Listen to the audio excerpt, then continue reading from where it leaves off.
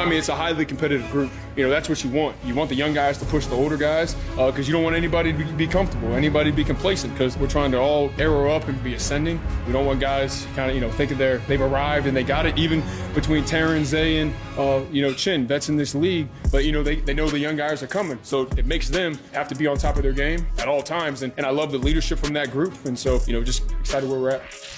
It's Unnecessary Roughness. Presented by Meineke, doing car care right. Here's your boy Q.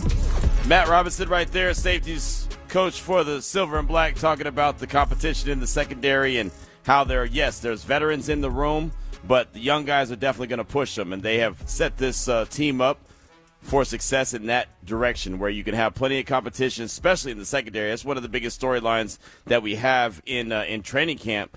Not only are we talking about the offensive line, obviously we're talking about the quarterbacks, we're talking about the wide receiver room, but we're definitely talking about the secondary and who's going to emerge opposite Eric Stokes, who's going to be, the big nickel, who's going to be the back-end safeties. A lot of questions there. Matt Robinson, again, safety coordinator, we had a chance to catch up with him.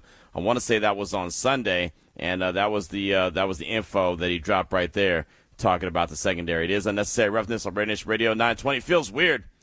Today was not a day of practice. We've been at practice every day, and it's weird when you have a day off. You're like, whoa, what do you do now? I'll tell you this, on Sunday when the Raiders did have practice, when we talked to Matt Robinson and others, after the practice was over, after myself and Brandy Flores did the 110, 120-yard walk, whatever the case was, just to kind of recap practice, I looked around the room and thought, all right, now what? What are we supposed to do now? There ain't no radio show to go do. Now it's kind of like, all right. Kind of felt like I was in a weird spot. I remember leaving the media room, and Sam Gordon, our good friend from the RJ, said, enjoy the rest of your Sunday. And I felt weird. Like, what do you mean enjoy the rest of the Sunday? That's just how it is when it comes to training camp practice. So no practice for us today. We'll be back out there tomorrow morning bright and early. Tomorrow, Friday, Saturday. Then we'll be off on Sunday and back at it next week on Monday, which leads us to Tuesday. Now, you see, there's a purpose here. Everything I do has a purpose here, right? It's not on accident. Tuesday is the evening practice, the open practice at Allegiant Stadium. All of Raider Nation is encouraged to be there. 6 p.m. is when it gets started. And, they've had this going on for the last few years. It's really cool to be able to see, Raider Nation show up at Allegiant Stadium and start to get a really good glimpse of what their team looks like. And, of course, that's a couple days ahead of the first preseason game coming up on the 13th against the Arizona Cardinals, also at Allegiant Stadium. But 6 p.m. is when practice starts. $5 to get in. That's it. $5. You cannot get into Allegiant Stadium for $5 ever. You can't get into Allegiant Stadium when it says it's absolutely free for $5. You know what I mean? Like, it just doesn't happen like that. So $5 ticket. It's obviously going to the Raiders Foundation, and you get a really good opportunity to check out your team. And if it's anything like it was last year, you get in the building and you pick your seat. It's not like you pick a $5 seat and you're sitting up in the nosebleeds, and really there's not a bad seat in Allegiant Stadium anyway. But you really could pick your seat. You get there at a certain time, you slide on in. I had a lot of family and friends that were there last year and we got great seats. Want to do this again. That's coming up on Tuesday, 6 p.m. Like I said, that's when the open practice starts, and $5 will get you in. Raiders.com benefits the Raider Foundation. It's only $5 to get in, and it'll give you a good early glimpse of what the Silver and Black will look like ahead of their first preseason game, which is coming up on Thursday the 13th versus the Arizona Cardinals. Of course, you can hear that here on Raider Nation Radio 920. So we got a lot to get to on today's show. Very excited about the show. Very excited about our guest list that we have, and always excited about the guests that we have coming up on the show, because they always, as far as I'm concerned, they're top notch, right? They're second to none, and that's not me throwing shade at anyone else. I just know the standard that we have around here on Raider Nation Radio. So Paul Gutierrez, Raiders.com. He'll kick things off at 2:30. He caught up with Richie Incognito yesterday and had the Upon Further Review show, and he does a great job with that. He took over for Eddie Pascal and hasn't missed a beat. So Paul G will join us at 2:30. Richie Incognito, it's funny that he had him on the show. He's actually a guy that I wanted to catch up with at practice yesterday. They had a laundry list of the veterans that were out there, former Raider players, the alumni that were out there, and I wanted to catch up with Richie Incognito, and I promise you I just never saw him. If I saw him, I've actually done pregame shows with them, right? And so it's really fun to catch up with Richie, especially when there's so much emphasis on the Raiders' offensive line. I wanted to pick his brain a little bit, and it was so fitting that Paul G was able to catch up with him. So we'll talk to Paul about that conversation that he had with Richie Incognito coming up at 2:30. The direction that the Raiders' offensive line is going. We had a chance to catch up with Rick Dennison, the offensive line coach, on yesterday. So we'll get all that and see what Paul has thought about this Raiders team as they've gone through 6 practices, obviously with the day off today. That'll start at 2:30. Paul Gutierrez, Raiders.com, will join the show. 3 o'clock, our good friend Nick Shook, NFL.com, will scatter shoot all things NFL. Stephon Diggs is now a member of the Commanders.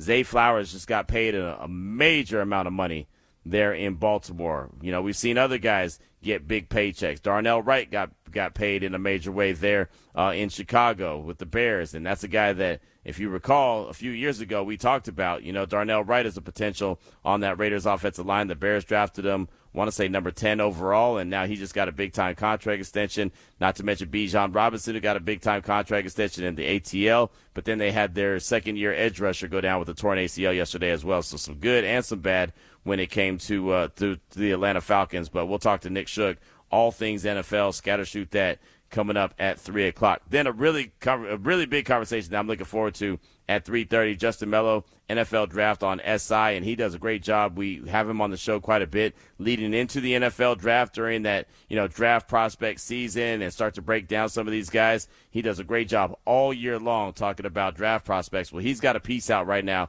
about 6 rookies that are on day 3 rookies that are already starting to show and pop in training camp, and the Raiders have a couple of those guys on that article that he put out. Mike Washington Jr., the 4th-round pick out of Arkansas, the running back, and then Hezekiah Masses, 5th-round pick out of Cal, the cornerback. And I'll tell you this, I know that he didn't make the list.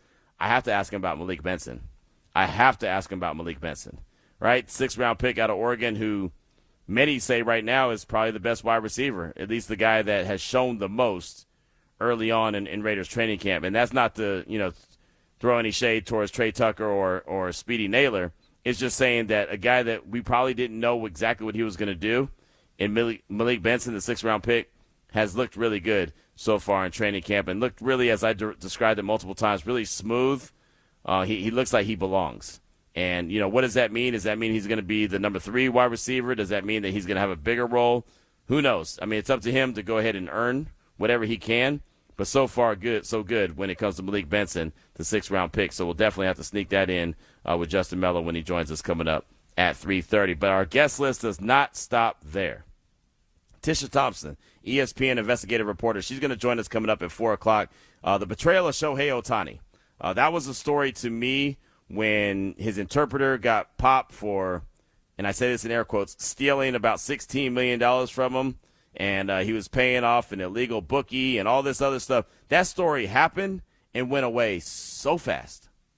Like, it was a big deal with one of the biggest names in sports, not just baseball, but in sports, in Shohei Ohtani. And then all of a sudden it just went away.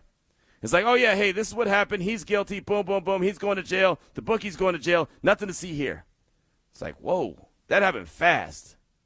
Right? I mean, there's guys that are still, look, Kawhi Leonard and the Clippers are still going through investigation.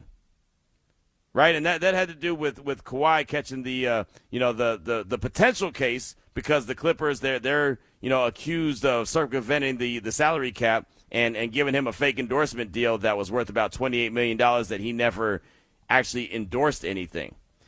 That investigation is still going on.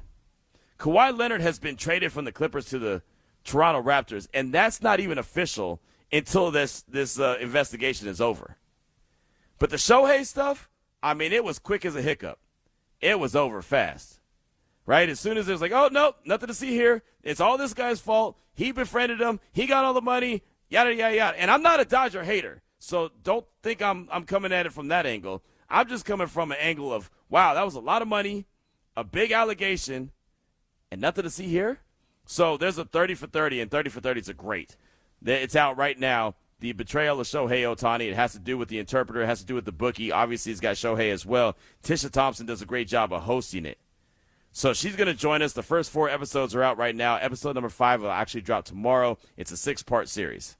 And it's so funny because every time we have to do these things, these little reads on ESPN Radio. So it's like, oh, yeah, we're presented by Progressive Insurance. Hey, don't forget, the 30 for 30 podcast is out right now, the Betrayal of Shohei Ohtani. Every time I do that on game night on ESPN Radio, Sister Sledge, who's our super producer, she's our Ari, always jumps in and says, man, that's such a good podcast series. She's a big baseball head. So she's like, man, it's such a good podcast series. It has me thinking. I got so many deep thoughts. And remember, she's on the East Coast. She's in Bristol. So by the time game night's over, it's like 1 a.m. So she's got plenty of time to have those deep thoughts, right? Have you ever sat around late night and you're still wired, you're still up, and you're just deep in thought? So she gets deep in thought. She every time I give that billboard read, she always tells me, man, I'm telling you, Q, you gotta listen to that podcast series. It will really get you thinking. And trust and believe, I'm already thinking, because I'm wondering how it went away so quickly. So I'm really looking forward to that conversation. Tisha Thompson,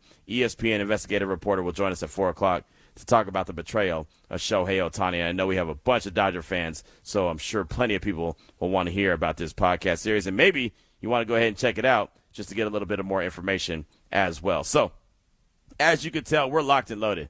We got a lot to get to. Paul Gutierrez will join us at 2:30. Nick Shook at 3. Justin Melo from the NFL Draft on SI at 3:30. And Tisha Thompson from ESPN at 4 o'clock. Of course, we'll hear from you in the meantime. In between time at 702-365-9200. Before we get into the opening drive, before we hear from E-Rob, we got to hear from Ari. He's got the word of the day that could get you in to win the summer of fun. And if you don't want to take the trip, you can take the cash. The cash is $3,000. So, Ari, what word is it today they could win the trip, Yellowstone or Grand Canyon National? What is it? Today it's something we really need here in Vegas. It is breeze, B-R-E-E-Z-E, breeze, because it is hot.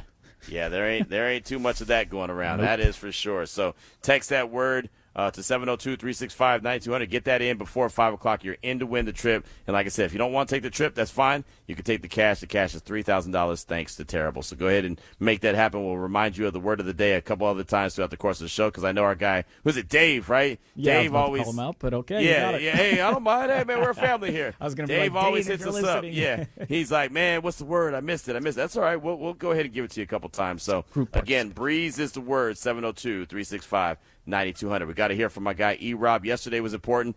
The day tomorrow when they get back onto the practice field for the Raiders, it will be important, but they need time off, and that was today. Today is important, and why is that? Because every day matters. The older you get, the more you start appreciating day in and day out, because you know I can't get that time back. I'm in the business of saying, not if I would have did this or if I would have did that. I'm in the business of now. I'm in the business of now as well. So right now, let's jump into the opening drive. The opening drive of Unnecessary Roughness on RaiderNation Radio 920 AM is brought to you by Paul Padala. It's not about the injury, it's about the recovery. So it's funny, I always have a topic that I like to bring to the show for one reason or the other. Something will pop in my head. I'll hear something. I want to, talk about it. It's always organic. It's never something that's a forced situation. It's just one of those things that happens, which I can always appreciate. And sometimes it happens because you reach out to me and say, hey, Q, this is on my mind. What do you think about this? Is there a discussion here that you can have on the show? And that's what happened in this case today, and I can appreciate that. So first of all, off top, shout out to my guy, Hardcore Raider. I had a topic already lined up. He sent me a message. It was like, I don't know if you got a message or a topic already for today, but if you don't, what about this? And I said, oh, don't worry. I have a topic, but I can move it, right? Everything is adjustable, right? The best plan is the one that can be adjusted, and so that's what we're going to do today. So, again, shout out to my guy, Hardcore Raider, and he really broke it down, and it was a pretty lengthy message that he sent me, and so I'll just kind of paraphrase it to make it as quick and easy as possible. What position group are you most fired up about? What position group will get the Raiders an extra win or two? And is there any position group you think that will surprise the NFL? So it's a three-parter, which I know is difficult, but I thought it was really good because it all ties together. It's like tying some shoestrings together, right? They all tie up together. What position group are you most fired up about? What position group will get the Raiders an extra win or two? And is there a position group that you look at on this Raiders roster that you think will surprise the NFL? That's the question I throw out there. Again, that comes courtesy of our guy, Hardcore Raider. And he gave me a really good read and gave me a really good explanation on why he wanted to know that. But like I said, I just want to go ahead and summarize it and make it as easy and digestible as possible so we can get some really good feedback at 365-9200. So I thought about it. Obviously, that's how I know if it's a good topic or not, because I'll sit there and think about it, and I'll go back and forth a little bit, or me and Ari will be in the hallways and we'll discuss it. Like, well, if you look at it this way, so for me, after he, sent that message to me, I started thinking, what position group am I most fired up about? I mean, you know me. DBs win games. I live in the world of DBs win games. So that competition in the secondary for me is where it's all about. I know Eric Stokes is going to be that guy. He's sticky in coverage. He looks really good in training camp. They gave him a 3-year contract extension for a reason. But everyone outside of that, I have a big question mark. I don't know. I'm supposed to speak with Darian Porter tomorrow following practice. That's part of the secondary, right? They drafted Traden Stukes. They traded for Teron Johnson. They brought in Traden Stukes' running buddy there at Arizona, Dalton Johnson, right? Obviously, Hezekiah Masses is the guy I've talked a lot about. Jamon McCoy could easily be the steal of the draft. I mean, just think about all the new that I just mentioned when it comes to the secondary. So that's the group that I'm most fired up about, because I think that they could be playmakers, and the Raiders need those guys in that secondary to make those plays. I'm sure when I see my guy EA at practice, he'll say, that's right, Q. Roll with the DBs. Roll with the DBs. DBs win games. Like I said, that's the motto I've always lived by. And I know that they aren't any better than the defensive line. You need those guys to work together. DB's got it covered. Defensive line's got to get pressure. I know that. You don't have quality DBs without a quality defensive line. You don't have a quality defensive line without quality DBs. I get it. But for me and my money, the group that I'm most fired up about every day of the week and twice on Sunday, especially with the way that John Spytek and company attacked this position group, it's got to be the secondary. Now, what position group will get the Raiders an extra win or two is a hell of a question, because it is really difficult to find a position group that's going to get you an extra win or two. A lot of times people will just defer to the quarterback, but I look at the quarterback and I don't know how long Kirk Cousins is going to be the QB, how long Fernando Mendoza is going to have to wait before he gets into action. I don't know. So that's a really tough question. What position group will get the Raiders an extra win or two? And I have to think that it's going to be on the offensive side of things. Right, I have to go ahead and lean into Clint Kubiak and company, just because I know I've seen the proof. Like I heard on the morning tailgate this morning, there's a proof of concept with Clint Kubiak's offense. So I'm going to say the running back room. Ashton Jeanty, Mike Washington, those guys, because the reason I say them and defer to them, and please correct me if you think I'm wrong, is because they can control the tempo of the game. If the running game is cooking and the running backs are getting downhill, what does that mean? That means that the clock says tick, tick, tick, tick, tick, tick, tick, and keeps on rolling. So now you're controlling the time of possession. And if the Raiders could more times than not be in control of the time of possession, they could steal a victory here or there, right? We talked about expectations yesterday and talk about exceeding expectations, and I said going up against one of those upper echelon teams, the Bills, the Rams, the Seahawks, the 49ers, those teams, compete with those teams. Beat one of those teams. Hell, beat two of those teams. How are you going to do that? It ain't by having a negative time of possession. That's for damn sure. You're going to have to control the clock. So I think that running back room might be the deciding factor in a game or two. Now that's not going to last throughout the course of the year. You're going to have to be able to sling that rock. You're going to have to be able to play defense. So you can look at the defensive line. Hell, unless you're Just Win Will, you can look at the linebacking room, because Just Win Will still has questions about the linebacker room. Right? I know this. I listen and I pay attention. When the man talks or texts or tweets, I pay attention. So I know that he still has questions about the linebackers. So he won't say that, but it could be, the law firm of Quay Walker and Nakobe Dean.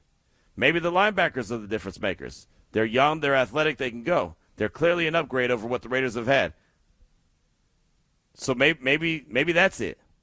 But for me and my money, I'm going to say the running back room. Ashton Jeanty, Mike Washington Jr., I think that 1-2 punch, and make no mistake about it, it's going to be a lot more of the one than it will be the two, right? There's people, Ari, I don't remember if you remember, there was people that after Mike Washington was drafted, they're like, well, when's he going to replace Ashton as the running back one? I was like, what are we talking about? That happened on the squad show. They're like, oh, Mike Washington's going to take Ashton's place. I said, where? In Madden, if he creates his own player? Like, what are we talking about? Even. Yeah. I mean, you know what I mean? Like, it's so funny how we are as just a society. We're so quick to move on from everybody. Like, oh, that was cool, but now we're ready to move on. That dude's going to be the guy. Ashton Jeanty is going to be the workhorse. So I say that running back room because he will complement Genty. But if anything, to me, it's like 75-25, maybe 80-20 when you look at the ratio. Genty could easily run the rock as many times as he did last year. I just think he'll have better production than he did last year because the offensive line will be a lot better. And maybe that's your answer. Maybe the offensive line is your answer. Maybe they'll win the Raiders. Oh, Ari just flexed on me. Hold on now. Well, I'm excited because you kind of it's similar. It's two trains of thoughts, but with different aspects here. And I'm going with the O-line, kind of a similar thing with the run game. Like it's going to open everything up in my mind. Okay. And I don't know. That's actually my sneaky answer for possibly two or for the third one, which you'll talk about in a second here, the surprise. Yep. But Yep. yeah, I think with some improved play and just a more cohesive, all the things we didn't have last year, the coaching and all that. If that was all to come together, that to me, yeah, does point to a nice sneaky win or two at the very least. And whether it's the run game just increasing, getting great, or just other things clicking with it. So there you go. I like it. So Rick Dennison, Ari's eyes are on you. Get those guys coached up. Hey, look, I'll tell you what. Talking to him yesterday was great. He ain't scared. Yeah, I love it. Hey, look, he's an OG. Yeah, no, he's the guy I describe all the time that everyone needs in their life. He's the OG in the back of the barbershop. That while we're all loud, we're all talking about what we know, all of a sudden the OG just picks his head up and says, hey, look here, young blood. Hey, Let's listen here, young blood. Let me tell you something, man. Y'all doing all this hooting and hollering. Y'all doing all this finger pointing here, ringing the bell, talking about this and that. Let me tell you something, man. You know what I mean? Like, and by the way, I know your mama, right? Like that's Rick Dennison. He's an OG like that. Yep. So when he talks, I promise you. I mean, I know I asked him a couple questions on yesterday, but when Rick Dennison is talking, I'm listening. I'm listening because he's giving you game for free 99. He's giving you the game. He's telling you. Like he told Vince when Vince said, well, you're always up in their face. You're really, you're hands-on with your coaching. Where does that come from? He's like, that's all I know. That's who I am. Like I didn't even, and that's not shade at Vince. I didn't need him to ask that question. I could tell you that that's who Rick Dennison is. He's that guy. He gonna put your hands on him. He's going to coach him up. This is how you need to do it. This is the technique. And then I love when he broke it down. And it's the reason why it's a really good question from Vince, because he broke it down and said, I'm a defensive player. So I know what I saw from my angle. So again, if you listen and pay attention, which a lot of people don't, they'll hear the words, but they won't really digest them. He's telling you, I'm giving you the secret sauce on how you could have stopped me. You know what I mean? Like, this is how you stop the guy on the defensive side of the ball. So that's why I'm teaching these offensive guys how to do that. That's the game, and a lot of people don't realize that.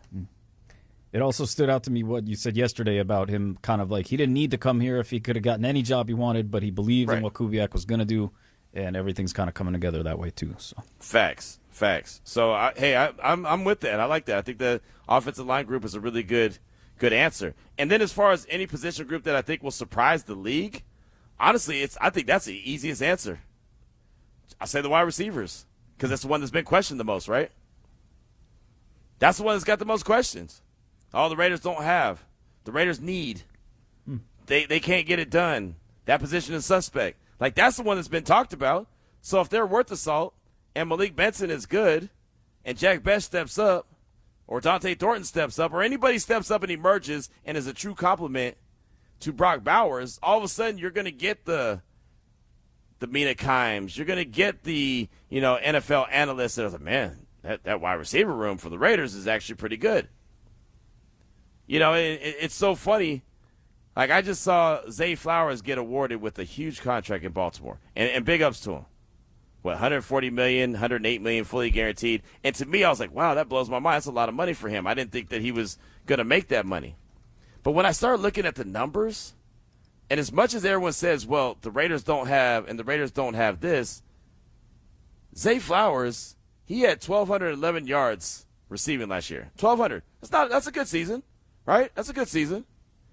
Do you understand that was 36.9% of the Ravens' total receiving yards? And it was only 1,200 yards. You know what I mean? In a passing league. Like, the numbers weren't outstanding. They were just outstanding for them. I mean, the next highest receiving guy in Baltimore had like 25 catches. Zay Flowers had about 89. And now we know Lamar does a lot of the heavy lifting with his legs. Derrick Henry, same thing. But it's just so funny when, you start hearing about what the Raiders don't have, and you start looking around the league, and you realize, like, these guys, they had 1,211 total receiving yards from their guy they just extended and gave a massive amount of money. And his year was good. I don't think anyone would sit there and say, man, Zay Flowers was wide receiver 1. He's right now, currently, as it stands, after agreeing to a contract extension, his $35 million he's making per year is the same as Justin Jefferson. Justin Jefferson. Now, when you look at that, two things are not the same. If we're playing pickup football, if we're out in the grass, right, if we're doing whatever, and you have an option, Ari, that the wide receiver you're picking, or let's just do fantasy football. I'm not a fantasy guy, but you are. If you're doing fantasy football, and you have, I could pick up Justin Jefferson, or I could pick up Zay Flowers. Who are you picking? I'll wait. Actually, I'll start with the fact that there's no way Justin Jefferson would ever be available if we're talking fantasy anywhere near Zay Flowers to prove your point. Like, nowhere near. Exactly. Not even close. Trust me, I had Zay Flowers last year, and it was because He's was like, literally, I got burned by Zay. I mean, he said me a couple times, but yeah. But no, the thing is, it's not on him. He's a really good wide receiver. It's just the passing game wasn't great in Baltimore, and it really has never been great in Baltimore. Yeah, and that's just numbers at that point with the fantasy. But yeah, there's no comparison. But that's my point. So as much as they say, well, the wide receiver room is really, it's hard to see a good wide receiver in the Raiders wide receiver room. Well, look around the league. Everyone don't have elite 1A. Everyone doesn't have that guy. So I don't know who's going to emerge. I'd be lying to you if I told you I did. I hope Jack Best shows what he can do as a second-round pick. I don't want to write off Dante Thornton Jr. I think he's got the size and the speed. He's got to show it. But all of a sudden you got this 6th-round pick, Malik Benson, that everyone, just kind of said, oh, that's just, well, we'll see what he's got. He's a special teams guy when they drafted him. All of a sudden, if this dude emerges, and you have a talented cat like that in the 6th round, and he emerges to be a true compliment to Brock Bowers, and I'm not saying he will be, but if he is, all of a sudden, that's another huge steal and a home run that you have by way of the 6th round in the NFL draft. So I think that the wide receiver room, any position group you think will surprise the league, that's the easy answer for that. But we do want to hear from you. What position group are you most fired up about? What position will get the Raiders an extra win or two in your opinion? And is there a position group you think will surprise the National Football League? 702-365-9200. Hit us up on our text line. Paul Gutierrez, Raiders.com. He'll join us next. It's RaiderNation Radio 920. That was the opening drive of Unnecessary Roughness on Raider Nation Radio 920 AM. Brought to you by Paul Padala. It's not about the injury. It's about the recovery. Now back to Unnecessary Roughness with your boy Q. Presented by Meineke, doing car care right. That voice was the voice of Richie Incognito, longtime offensive lineman. Obviously, he's been around the silver and black, played for the Raiders, but also has just been around the Raiders for quite a while. It's great to see him out at camp, and he caught up with our next guest, Paul Gutierrez, upon further review and sat down in the podcast studio. And this was Richie's tweet after he sat down with Paul G. Great to see the boys grinding at camp today. Love what I saw. Check out my conversation with Paul G as we break it all down. Hashtag Raider Nation. And you also heard the sounds of, well, some music that's got Mary pulled over to the side of the road. She done pulled out her cardboard out of the back of the car, and she's getting her breakdancing on Eastern. So if you see a young lady getting her dance on, don't mind her no business. Just let her do her thing. She heard her jam, and she was ready to roll. It is Unnecessary Roughness here on RaiderNation Radio 920. And Paul G joins us now here on the phone lines. And PG, man, great music selection. And how cool was it sitting down with Richie Incognito, talking a little offensive line? I tell you, it was way cooler than Mary on 111 degrees out there with the cardboard hitting the backspin. And I knew when it chose that song as the walk-up that Mary was going to get a shout-out. We got to get Mary out like on the Coors Light landing before a game to put on a demonstration, because the way you keep bringing her up, Q, I got to see this. Yes. No, hey, I guarantee you she's down. She is down anytime there's any kind of freestyle on or something. That is Mary's bag. Like, she could be asleep and she'll arise like the Undertaker when she hears that. Like, out of nowhere, she'll get going. I'm telling you. Yeah, but getting Richie on the pod was awesome, and it's funny because you have these full circle moments. You do this career long enough, right? And you see people come around that I'm not gonna lie, and I kind of mentioned it during the pod with Richie. Was like, I remember when the Raiders first signed him, and one eyebrow kind of went up, and I was like, wait a minute, Richie's got a reputation. Richie was the bully. Richie did this. Richie did that, and even Mike Mayock, the GM at the time, said, well, they can't all be Boy Scouts. And I mentioned that to Richie. He just started cracking up. And then when you have time and you sit down with Richie, just a phenomenal football mind, especially breaking down the X's and O's of playing offensive line.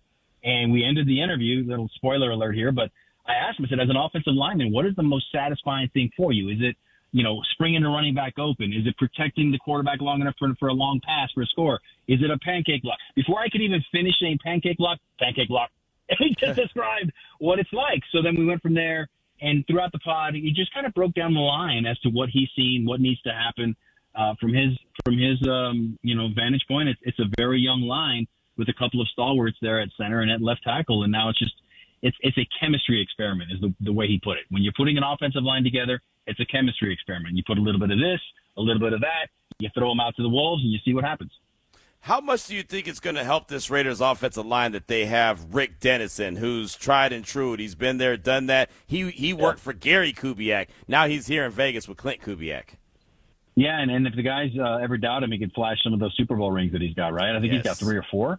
Yep. And it's a tried and true effort. And what's interesting to me is, remember 5-10 years ago, coming into camp, if there was a new offensive line coach or a new coordinator, what was the first question we'd ask? Oh, zone blocking or power? Power or zone blocking?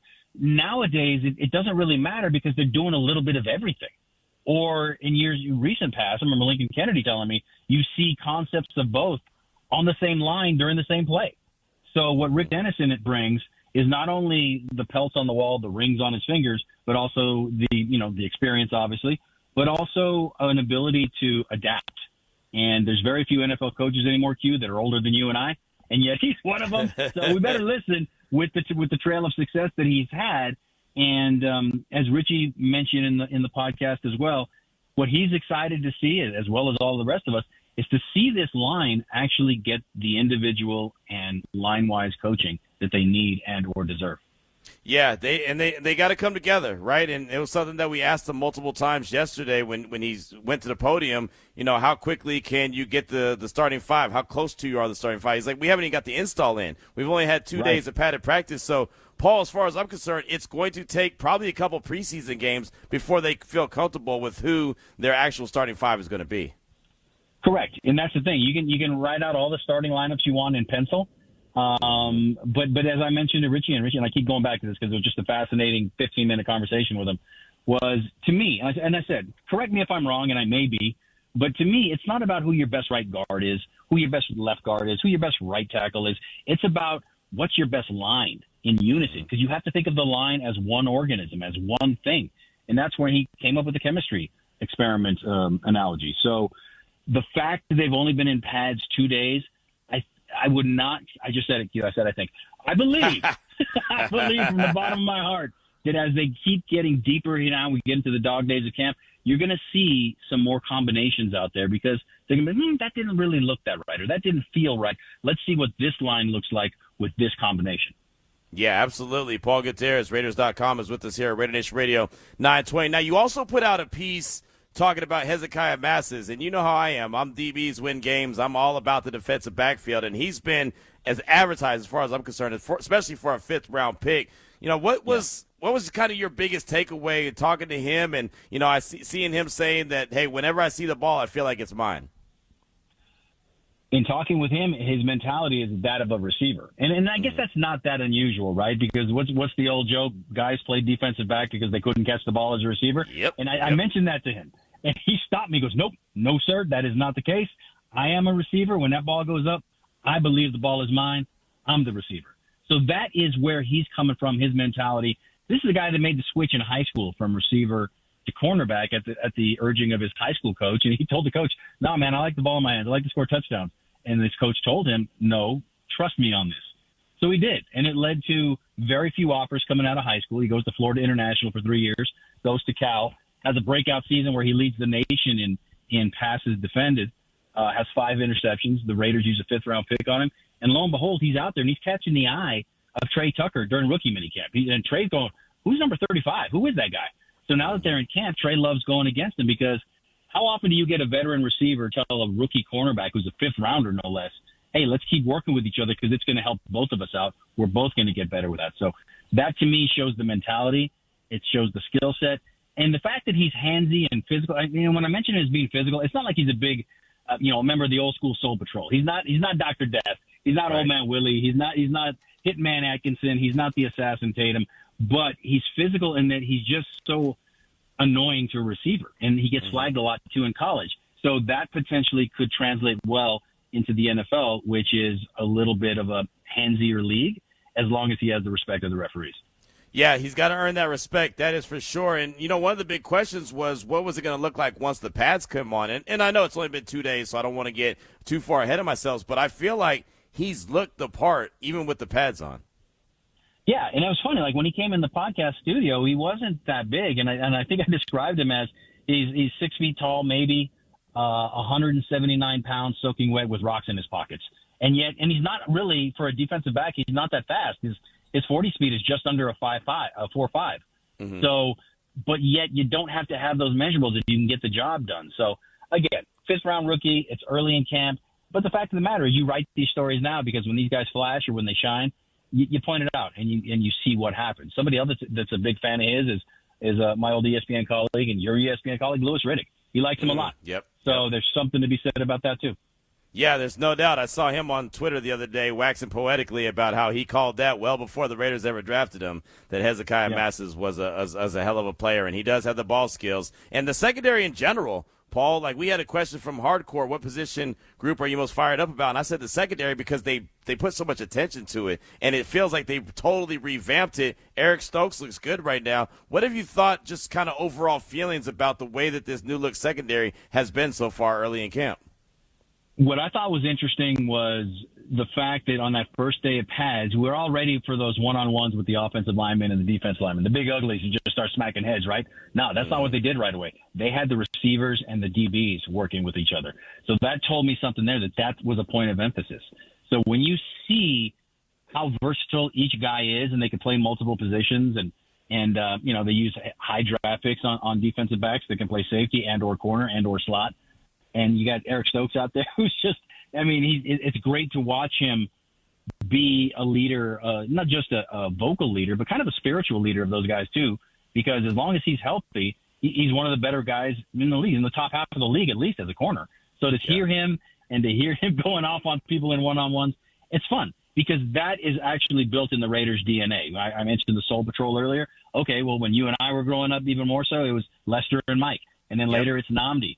So there's a history there. And I did ask Hezekiah about it. He said, I'm not going to lie to you, I don't know much about the history, but he was looking forward to diving in right after diving into the coaching that he was getting.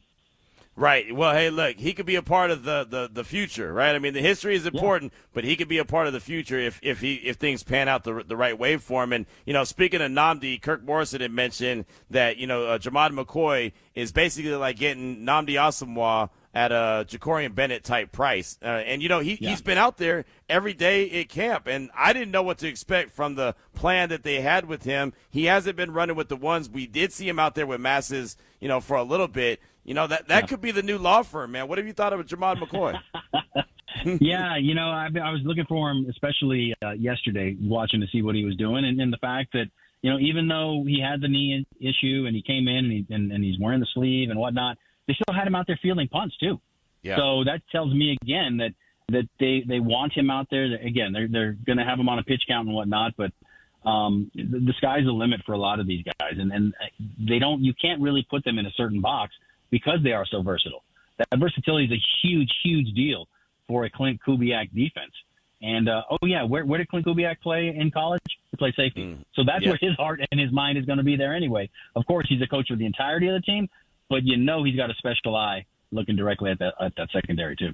Absolutely. Paul Gutierrez, Raiders.com, is with us here on RaiderNation Radio 920. Well, we'll close out asking about the wide receiver group. This is a group that has been doubted and talked bad about by a lot of folks. The Raiders don't have this. The Raiders don't have this. Well, They have Malik Benson, and he's been catching a lot of attention, the 6th round pick out of Oregon. What have you saw early on from Malik? What do you think about his chances are with this team? He just catches the ball, and he's not the biggest guy. He's not the fastest guy. He's just catching the ball. He's not, and I like him. And he was in the podcast last week as well. Wrote about him. I said that he's basically the Raiders' Odysseus because I just seen the movie The Odyssey. I mean, the guy has been this is his 5th different football stop in 5 years, whether it was junior college or Alabama, Florida State, Oregon, now the Raiders in 5 straight years. So, you'd like to see some other guys step up, and I'm looking right at last year's high draft picks and Dante Thornton and Jack Besh as well. Yeah. Trey Tucker, I mean, he's definitely the leader of that locker room, of that receiver room, excuse me. So again, let's see some exhibition games before we start saying, oh, they're missing this. Let's see how it all works out, because you still got Brock Bowers, you still got Ashton Genty coming out of the backfield, you still got some weapons. That, you would like to have wide receiver one, but there's still only one football. Yep. Lincoln says it all the time. Q, I don't care how many weapons you have, there's only one football. And Brock, it's so funny, Paul, that we start talking about the Raiders, we start breaking down the team, and we very rarely talk about Brock Bowers. It's almost like we're like, oh, yeah, Brock's there. He's fantastic. Nothing to see here. But, man, I mean, the guy's uncoverable. Like, I don't see anyone that actually is able to hang with him. I think Jeremy Chin made a really nice play on a ball yesterday, and that's like the one time that he didn't catch the ball. It's become kind of a cheat code. And here's the other part about it, and I know what we saw, and I know you're going to ask me what I'm working on next, so I'll tease to that right now. Sitting up, watching practice from where I was yesterday, I sat with Raiders owner Mark Davis, and it was almost like watching the All-22 film. From that angle, watching practice, Q, you could see everything going on. And kind of a pleasant surprise for me was watching Kirk Cousins operate that offense, especially with Brock. Because the way I'm looking at it, and again, this is, we're not solving the riddle of the Sphinx or anything here, but Kirk looks so comfortable in this offense. He's throwing to spots. He's not throwing to guys. Right. And that's the way it's supposed to be. But when's the last time we saw that? Derek Carr in circa 2016? 2018? Right. I don't know. So with Kirk being so familiar with his offense, having 14 years in the league already, and Brock Bowers being uncoverable, that's what a lot of the combinations we're seeing is he's throwing to spots and then Brock is just showing up. It's almost like he's just materializing because there's that innate trust with those two already. So that was my biggest takeaway of watching practice yesterday, but also the most pleasant surprise is because when you're looking at it, it was like, Kirk looks a little old. He looks a little slow. Oh, man, if that offensive line doesn't hold up, where's he going to go? Watching it from that perspective yesterday kind of shined a whole new light on it for me. Yeah, I wasn't going to tell everybody that you were hanging out in the VIP lounge, right? You were kicking it, man. You had a bird's eye view. I looked up. I said, damn, man, what I got to do? How much I got to pay to get into the VIP section of the training camp? But that must have been cool to sit up there and, like you said, see that all 22, version of practice and check out everything, get a real good bird's eye view. So I like it, man. I like it. Now I got to work on getting into the VIP part of the club as well, man. I'm working on it, Well, I'll put in a word. No, and the reason I was there was and the only reason I was there is because I'm working on a story, and I'm actually kind of putting some bows and ribbons on it this afternoon. It'll post tomorrow about just Mark Davis's take on what he's seeing at practice because he's a figure there. He's a fixture at every training camp practice up in that little mini box. And I told him, it reminds me of the movie. I'm a big movie guy. You're a big movie guy, but I don't know if you know this movie, Gladiator, when Joaquin Phoenix was Caesar and he was sitting up there and you see the thumbs up or thumbs down for the guys. Like, this feels like you're Caesar sitting up here. And he just kind of laughed. But it's just kind of his memories of he started working for the Raiders when he was 13 years old. And his dad obviously was a coach / owner. Right. So it was fun kind of getting his take on a lot of things. The only thing I'll say right now, and that'll be in the story, is that he likes the quarterback room. He thinks he has 3 legitimate quarterbacks that could start. And he's good to go right here and now. So there you go. That's a piece of what's coming tomorrow. There you go. That's a tease. That's a professional tease that we call it in the business. Great job right there by you, Paul Gutierrez, Raiders.com. Fantastic stuff, man. Hey, enjoy the rest of the day off, and we'll see you back out there at the practice field tomorrow. Are you sure that Mary was not Ray Gun in the Olympics doing breakdancing a couple years ago? No, I'll tell you. Mary's got the moves, man. You watch out. You'll know her. You don't even need to see her. You don't even have to ask her name. When you see Mary breaking it down, you'll be like, yep, I know exactly who he was talking about right there. I'm just saying. Good Sounds stuff. good.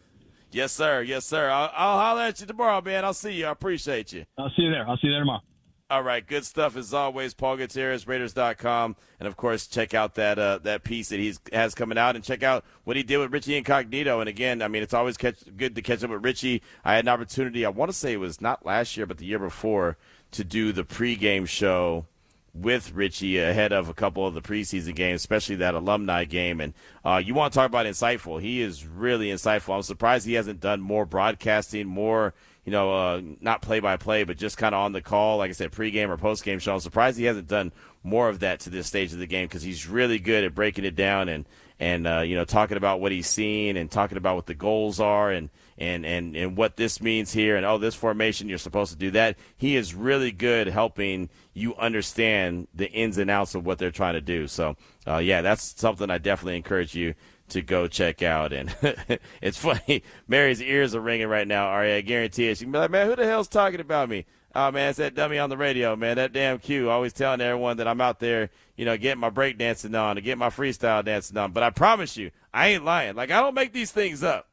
Like, people always think that Q has some weird story that he came out of nowhere with, but they all are inspired by something. Like, nothing is ever, just created in my mind. Like, I seen it. And most of the time, people wouldn't talk about what they see. I talk about everything that I see. Yeah, so there's that. You can't make that up, though. I mean, that's, No. You can't just pull that out like, No. I promise you. As soon as she heard those beats drop, she immediately, she probably caused a traffic issue. She pulled over immediately. She might not even have pulled over. She might have stopped in traffic, to be honest. She might have just hit her hazard lights and just said, I know what time it is. Let me go get that. Let me go get that cardboard box out real quick. I know exactly what time this is. And then she's one of those where she'd be like, go around. You see what I'm doing here? I like that. Yeah, no, she would. She'd be like, sir, you can go around. Yeah, boo-boo, talking to you. Gonna go around. You see what kind of dancing I'm doing here? Go on and get by. I can see it right now. And somewhere Mickey is just shaking his head like, well, there goes Mary. I ain't going to say nothing. Self-preservation. Hey, man, I'm trying to tell you.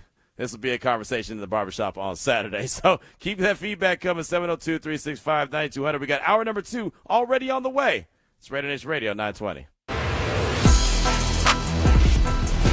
If you look at Jaden Daniels, he's got to be better this year. And how do you help your quarterback? You got to get him some more weapons. I truly think Terry McLaurin will be able to control the deep end of the field, and I think Stephon Diggs is going to be able to control the intermediate area right in front of the quarterback. And I think if you're looking at this team, the Commanders, and you're saying, hey, what does this team need to do? They need playmakers on the offensive side of the football, and I think this is a welcome addition. Jaden Daniels has got to be happy about that right now.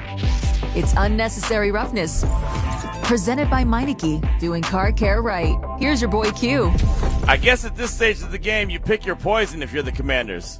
Brandon Ayuk or Stephon Diggs? They said, yeah, we'll go with the lesser of the two evils. Stephon Diggs, it is. He agrees to a deal with the Washington Commanders. You hear Booger McFarland right there from NFL Live on ESPN on the way in here on Necessary Roughness, RaiderNation Radio 920. Joining us now to talk all things NFL is our good friend Nick Shook from NFL.com. And, Nick, thanks so much for your time. We do appreciate you. Before we get into Stephon Diggs and what he'll mean for the Commanders, you're going to be at the Hall of Fame game coming up on Thursday. That's actually, 4 years ago at the Hall of Fame game is when I sat next to you in the press box and we actually met. That was when it was the, Raiders and Jaguars, I believe. It was a rainstorm. It was terrible weather, but we got to chop it up some football, and here we are 4 years later. So happy Hall of Fame game coming up on Thursday.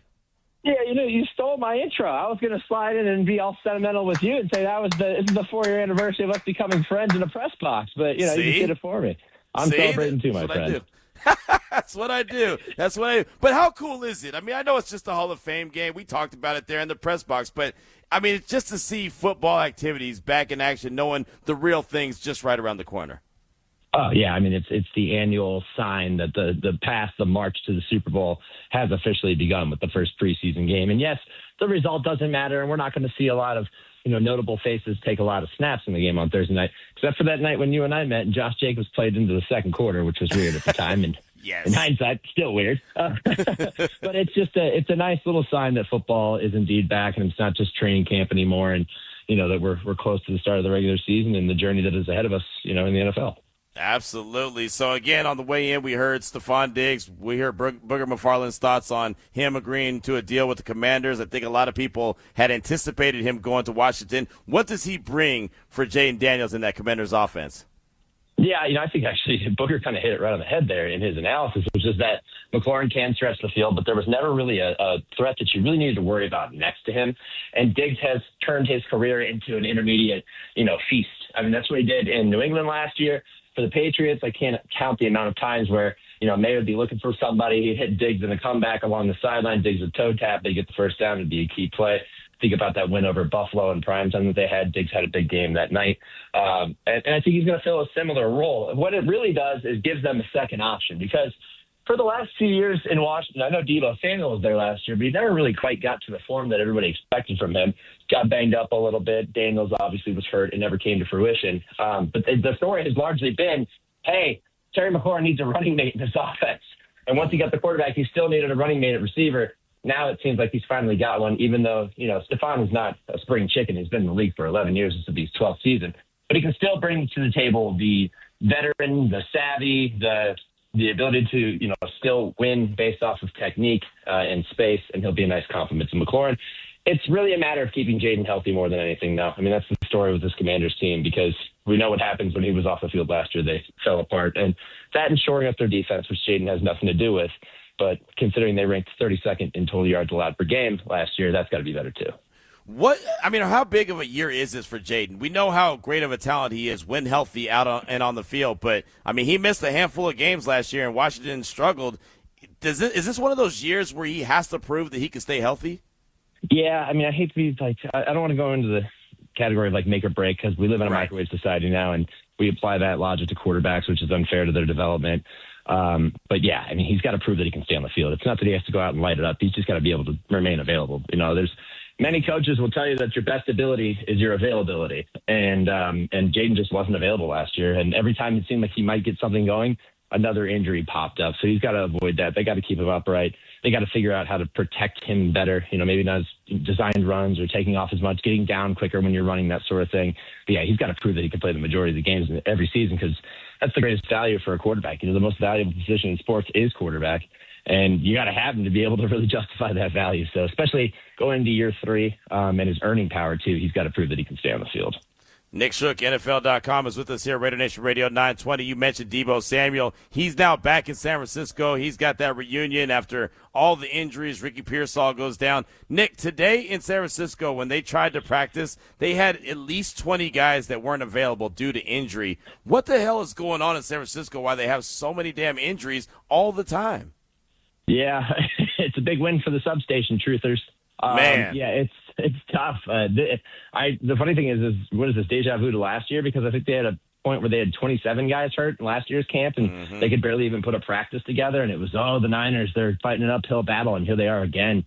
I'm not one to try to dig too deep into this, but when it happens multiple times over multiple years, and the same story is true, there's bad injury luck everywhere in the NFL, but this is unusually bad, and it's been like this for a while now. So it makes you think, do you take a look at your training staff? Do you take a look at how you operate throughout the offseason, how guys are training on their own, how you're preparing them as a team? I think there's going to be a greater evaluation of the entire operation because, like I said, sometimes Carolina got crushed by injuries in the first few days of their camp this year, and that's just unfortunate, but it's not something that they deal with every year. The 49ers are dealing with this almost every year. Last year it was their quarterback. It was receiver. It was everywhere. Nick Bosa going down early with an ACL injury. There's all over the place. I hate to hear it happen again, especially because that banged-up team made the divisional round last year. Imagine what they could have done if they were fully healthy or close to fully healthy. Right, exactly. It's just, to me, it's so bizarre that it keeps popping up each and every year. And this is a division that is, we know how nasty and dangerous it could be. The Rams are favored to win everything, and then the Seahawks are the defending champs. How do you see this division shaping out? And it looks like we're getting closer and closer to Aaron Donald returning to the Rams. Yeah, I did division power rankings a couple of weeks ago, and I had a hard time not putting the NFC West at the top just because I think that their 3 best teams are the best 3 teams in any division in football. I put the North in there because I could see any of those 4 teams making the playoffs, and I expect multiple teams to come out of that division to make the playoffs. The West, It's going to be Rams and Seahawks. Niners are going to be a threat. Again, the health is a concern already, but as they proved last year, they can still fight through adversity and win some football games if they can keep some of those key guys on the field. So it's going to be a tough race. The Rams are the favorite. They're the favorite in the entire NFL right now. So, right. I don't usually like to go chalk, but I'm going to go chalk with them just because the vibes are too good not to at this stage. I expect Aaron Donald to come back to that team. You pair him with Myles Garrett and everybody else they got there. I mean, that's just an excellent team. And it's not 2012 Eagles dream team talk. This is a legit team that's been constructed methodically and with intent. So I expect them to win the division, but I think the Seahawks are going to give them a run for the money again, and the Niners are going to lurk in there. It's going to be one of the more fascinating divisions to watch in football once again. Are we just assuming, or should we just assume that Matt Stafford's going to be fine? Because, and the reason I asked that is because this time last year, we were talking about him in like a cryo chamber or getting an epidural in his back. Like, I don't know. I don't know if he's going to make it. And now we're just assuming he's going to make it 18 weeks and through the postseason as well. Did he find the fountain of youth? What's going on with Matt Stafford? Yeah, it kind of seems like whatever they did in treatment got him past what was nagging him. I, as one who deals with back problems and is not a world-class athlete, can contend that stuff never really fully goes away. Right. So I wouldn't feel 100% confident about it. But until we have reason to think otherwise, I'm just going to trust that he's going to be healthy. One thing that's really good about veteran quarterbacks, most veteran quarterbacks, you don't get to 37, 38, 40 years old in the NFL without figuring out a few things, which includes staying on the field and avoiding getting hit in the worst way possible. The big question with them is what they end up, their offensive line looks like now that they have to replace their right tackle, Rob Havenstein, retiring, and if they can hold up. But everything else around him is so strong that it's not one of those situations where, like, I look at Washington and how much they run Jaden Daniels and worry about his health coming off of the season he had last year. Stafford's not a guy who's going to take off. So while he'll take his bumps and lumps, as every quarterback does, I think he'll be okay throughout most of the season. Nick Shook, NFL.com with us here. RaiderNation Radio 920. I also wanted to ask you about Zay Flowers. He got the 4-year, $140 million deal, $108 guaranteed. That blew my mind when I saw it, but I know he's a big part of that Baltimore offense. What did you think when you saw those numbers behind Zay Flowers' contract extension? Getting paid. Yes, sir. Big day for Zay Flowers. I think well-deserved. And it's probably a player who doesn't get quite that much money on a different team, but because they haven't really had a true number one at receiver in Lamar Jackson's career, and Day has kind of become that guy, even though he's not your typical, archetype of a number one. They had the money to spend there. And so I think that they properly rewarded him. He is the receiver that has the best rapport with Lamar Jackson, as they've demonstrated over the last few years. And it's one of those situations where he's too valuable to let him even test the open market. So you give him the money. You give him the money according to the market. It's not, top money, but it's very competitive. Yes. And I think it's deserved.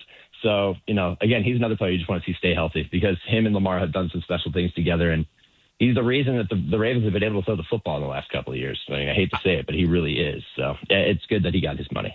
$35 million per season. That ties him with Justin Jefferson as the fourth highest paid wide receiver. And if you looked at those two guys on, if I'm picking teams right now, you got one team and I got another, and it's Zay Flowers and Justin Jefferson. I'm sorry, Nick, no disrespect. I'm taking Justin Jefferson. You can have Zay. It just seems like he got the hell of a deal right there. Yeah, he did. But this is also the market forces at work. It's the timing of when they signed those contracts. Justin Jefferson's contract was not signed yesterday. Zay coming in not at the top of the charts shows that, yes, they might overvalue him because of where he ranks in how his level of importance with that team. But if they have that money to spend, they're going to do it as long as they're not resetting the market because they don't think that highly of him. And Jefferson, if he gets back to who he was, will exceed that on his next contract anyway. Which, speaking of which, if you talk to the two players at the end of last season, I think one would have felt a lot better about their season than the other.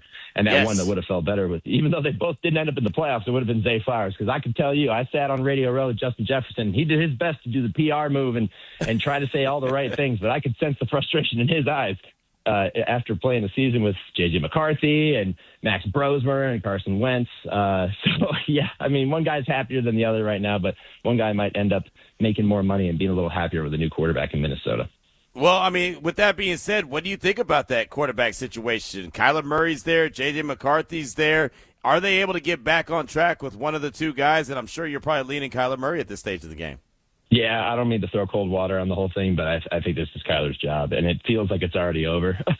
It felt like it was over before camp started, and I think that really comes down to look, you don't go after that guy unless you believe that, like, you have some serious concerns with the future of J.J. McCarthy. And it's the idea of, like, what's your winning window? Like, they won 9 games last year with no stability at quarterback. So it's like, all right, well, if we're a quarterback away and Kyler Murray's out there and Kevin O'Connell's got a history with Kyler Murray dating back to, I believe, the Elite 11, let's go get the guy because I know what I have in him and I know that I can use his talents to elevate this offense. So, as much as they want to talk about it being a competition, and maybe it seems like it's more of a competition than we expected, I fully anticipate that that's going to be Kyler's job. And I expect Kevin O'Connell to use his strengths to, the best of his ability. I think there will be some bumps in the road, as there always are with a new quarterback, but that offense will look a lot better than it did last year. Nick Shook, NFL.com with us here, RaiderNation Radio 920, Unnecessary Roughness. Well, Bijan Robinson got paid as well in Atlanta, which is great. They've paid a lot of their skill positions. But what are they doing at the quarterback position, right? Michael Penix is still coming back. Tua's got a history of being banged up. How do you see that thing playing out between those two guys, Tua and Michael Penix? Yeah, this is the tough one because Michael Penix isn't healthy. Tua starts camp, with a back issue that nobody really anticipated. That they had Jack Strand starting for the first 2 days of camp, and I'd give you $1 if you knew who Jack Strand was before last week. So it hasn't been a good start for Kevin Stefanski's group. But also, I will say he's got some experience dealing with a quarterback room that has no clear path forward, given the years that he spent in Cleveland and how he had to, go to the playoffs with Joe Flacco under center. So it's not a disaster scenario for them. He's also got Bijan Robinson. He's got Kyle Pitts. He's got Drake London. There are options around that, if you can just kind of get some semi-reliable, stable play from quarterback, you'll be fine. But, yeah, I need to see those guys get healthy. The Penix thing is weird for me right now because as he gets asked about this, he keeps saying, like, I have to worry about being healthy enough to practice before I can worry about a starting job. I believe that's what he said today. And it's like, dude, it's early August. That's a little concerning. But, we should have anticipated this given the, severity of the injury that he suffered last year. If Tua can be healthy enough to play, I still feel like they'll start with Tua, and we may get a bit of a carousel there throughout the season. Yeah, it's going to be, just wild. They've got all these skill position players signed and sealed, delivered there in Atlanta, and they have questions about the quarterback position. So, yeah, I guess we'll wait and see how that all plays out. Well, before we let you go, it's always great catching up with you. You got a piece out right now, NFL.com, all under 25 team, Drake May, Abdul Carter, amongst NFL ascending young players entering 2026. And for the Raiders, one representative, Brock Bowers there at age 23. I still, even at practice, Nick, I'm like, oh, yeah, Brock Bowers, he's always open. I almost take it for granted he's so stinking good at this stage of the game. How good do you think Brock has a chance to be in this Clint Kubiak offense? Well, you tell me. You've been at camp, right? So does he look fully healthy, unlike last year? Oh, yeah. Oh, he looks incredible. Okay, he looks incredible. Then he's right back to near the top of the charts at tight end because that's what he was as a rookie, and that's what made, that kind of exploded his reputation among everybody else in the NFL. That was an easy pick for me. And you could think, maybe you'd go with, like a Colston Loveland or something like that. No. When Brock Bowers is healthy, he's an elite tight end, and he wasn't last year, and you didn't get to see the best of him as a result. If he's healthy, he'll be right back to where he was before. I think they're going to be in a much better situation offensively this year. They went out and invested in the offensive line to try to fix that glaring weakness. You got Clint Kubiak at the controls. You got Kirk Cousins. You're going to have Fernando Mendoza eventually. What's his rookie quarterback's best friend? A reliable tight end who can make plays. So I would expect a lot of success from Brock Bowers again, as he enjoyed in his rookie season. And that's going to be one of the picks that I think is going to be very justified by the end of the season. Oh, yeah, absolutely. This dude, every single time, it don't matter who's covering him, he just gets open, and he makes the catch, and we just look at each other like, yep, Brock is always open. It's incredible how good this dude is. Like I said, I take it for granted sometimes. Just like, oh, yeah, Brock Bowers is there. He's, wow. He's 7-Eleven, baby. Yes, that's a great way to put it. 7-Eleven, he is always open. Well, Nick, fantastic stuff as always. What are you working on, my man, that we should be on the lookout for? Next week, you're going to see the first edition of Power Rankings. I am taking that over from Eric Edholm, who has moved on from NFL Media. So that is now my thing this year, along with QB Nice. Index. You're going to see your first one coming next week for your preseason Power Rankings. You'll get your QB Index table setter, I think, a week or two after that. And we'll be rolling. And also keep an eye out because the Madden 27 launches, worldwide at the end of next week. And we'll have a feature on that as well that I'm working on now. So all you did is just pick up another job. Why wouldn't you, right? Just pick up another job. I did. You're going to hear me more on the podcast this year, too. You're going to see me everywhere, baby. Just get used to this bald-headed man because I'm going to be everywhere. I'm not mad at that. Nothing wrong with that at all, man. Great stuff as always. Enjoy the game on Thursday. More importantly, it means that football's back. You know I always appreciate you, my man. Always. Likewise. Thanks for having me, Q. Yes, sir. Yes, sir. Great stuff as always. Nick Shook, NFL.com, and he'll be there at the site, Canton, Ohio, preseason game. First one, the Hall of Fame game for the 2026 season. And it's funny that we were on the same page there to start things off, is that, it was 4 years ago at that Hall of Fame game that we were sitting right next to each other in the press box, and there was a rain delay. That was actually funny, believe it or not. That was Jason Horwitz's first game that he ever called as the broadcaster for the Raiders, as the voice of the Silver and Black. That was his first game, and it was a damn rain delay, a weather delay. It was lightning and everything. I mean, we're sitting there. It's the Hall of Fame game, right? It's a preseason game that means less than all the preseason games, except for Josh Jacobs, like you mentioned, because he actually played in that game. But it was so funny. We're sitting there, and we're thinking, how is this game ever going to get going? And we're talking, chopping it up. Jason Horwitz, very first game he ever calls for the Raiders is in a delay. And one of his early guests was who? Mark Davis. Mark Davis on the show immediately, and I remember that was when Josh McDaniels, the very first play of the game, he tried to throw a deep ball. It didn't get completed, but he dialed up a deep ball, and he said that was for Cliff Branch. I remember talking to him the next day, and he said that, because Cliff Branch was being inducted into the Pro Football Hall of Fame, even though it was obviously late after he had passed away. But that was the reason why he dialed up that play call, is because he was kind of tipping the cap to Cliff Branch, and it fell incomplete, and well, that's just kind of how his head coaching career with the Raiders went. It was very incomplete. Not too many wins there. It was a rough go, as we all know. So many thanks to Nick for his time this afternoon. Definitely appreciate him. We got Justin Melo NFL Draft on SI coming up in about 10 minutes or so to talk about the article that he has out. 6 players, day 3 draft picks that are already making noise in training camps, and the Raiders have a couple guys represented in this piece. So we'll talk to Justin Melo coming up at 3:30, but we do want to hear from you at 702-365-9200. My guy, Hardcore Raider, he brought in the question. He sent it to me earlier today. What position group are you most fired up about? What position will get the Raiders an extra win or two? And any position group you think will surprise the National Football League. So we throw that out there to you at 702-365-9200. Central Coast Raider said, hey, Q, I'm most excited about the D-line. With the additions and what I've been hearing about Tonka, it's very exciting. But the surprise will be the tight ends. I know everyone is watching Brock, but the National Football League. Okay, I was trying to figure out I was like, hold on. Is he trying to say something funny? I thought he was setting me up for failure, Ari. I thought I was about to say a bad word or something on the radio. I was like, hold on. I gotta take my time with this one. But he said, but the NFL is not ready for Brock and Big Mike. I feel like he's going to come out of the shadows. Kubiak's offense loves 12 personnel, 2 tight end sets. That means Bowers and the other Big Mike on the field together a lot. It helps the run game, helps protect the quarterback, and catch everyone slipping and sleeping. Go Raiders. That's from Central Coast Raider. That would be great. If that comes to fruition, and I hope it does, that would be fantastic. Because we've been talking and waiting for so long for Big Mike to come out of the shadows. And this is even before the Raiders got Brock Bowers. Right, he just was that guy that we all expected to see some big things from, and it just never came to fruition. I would love to see that happen this year. Hopefully he's out there practicing on tomorrow. He wasn't yesterday after getting his nose banged up on Monday, as Clint Kubiak said. Oh, he busted his nose, but he'll be all right. So it'd be good to see Big Mike back out there practicing. I hope that you're spot on when it comes to they're going to be the ones that surprise everyone, because that would be a pleasant surprise. This one's from Just Win Will. Great question, Hardcore. Here I go. I'm most fired up positively about the secondary. I think they're sneaky good. I'm most fired up negatively about the linebacker room. What's going on there? Where's the depth? Are the Berg boys still with us? The group that will steal or create a win or two is the running back room and that secondary. The group that will shock the NFL will be our tight end and wide receivers room. They'll catch a few defensive backs slipping this season. Honorable mention for this is the offensive line room. Thanks, fan, for the content. Excited to hear what walk-up music Paul G will come up to bat with. Have a great show, fellas. Aloha Raiders. And Paul G's walk-up music was great, and it got the people going, or AKA it got Mary going.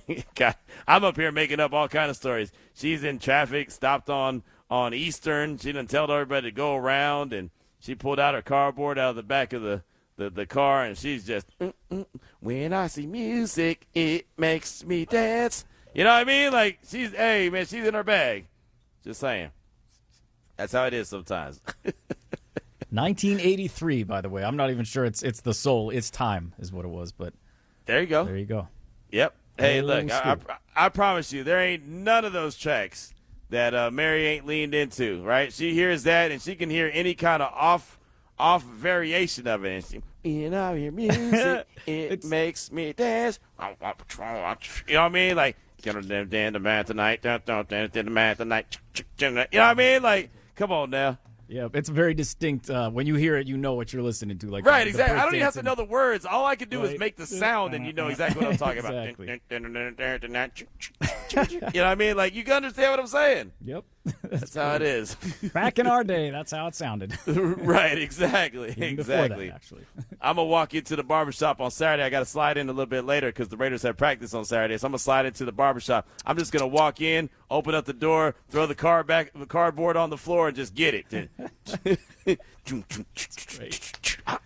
going to start calling me Ricky Rocket or something. And I'm going to be in there. Don't mess up those knees, though, or the. Oh, hey, look, man. If I mess up the knees, I just ain't going to get back up. I'm just going to be. That's the hey, move. someone wheel me out to the car. Get the ice packs ready. I'll be ready. Dedicated. Love it. Hey, man. That's what you got to be dedicated to the craft, brother. Dedicated to the craft. 702-365-9200. Justin Melo, NFL Draft on SI, joins us coming up in less than 10 minutes or so. But let's go ahead and go out to the phone line. Let's go out to KC. That's Kansas City. Talk to our guy, Dan. Dan the man. Welcome to the show. What's on your mind?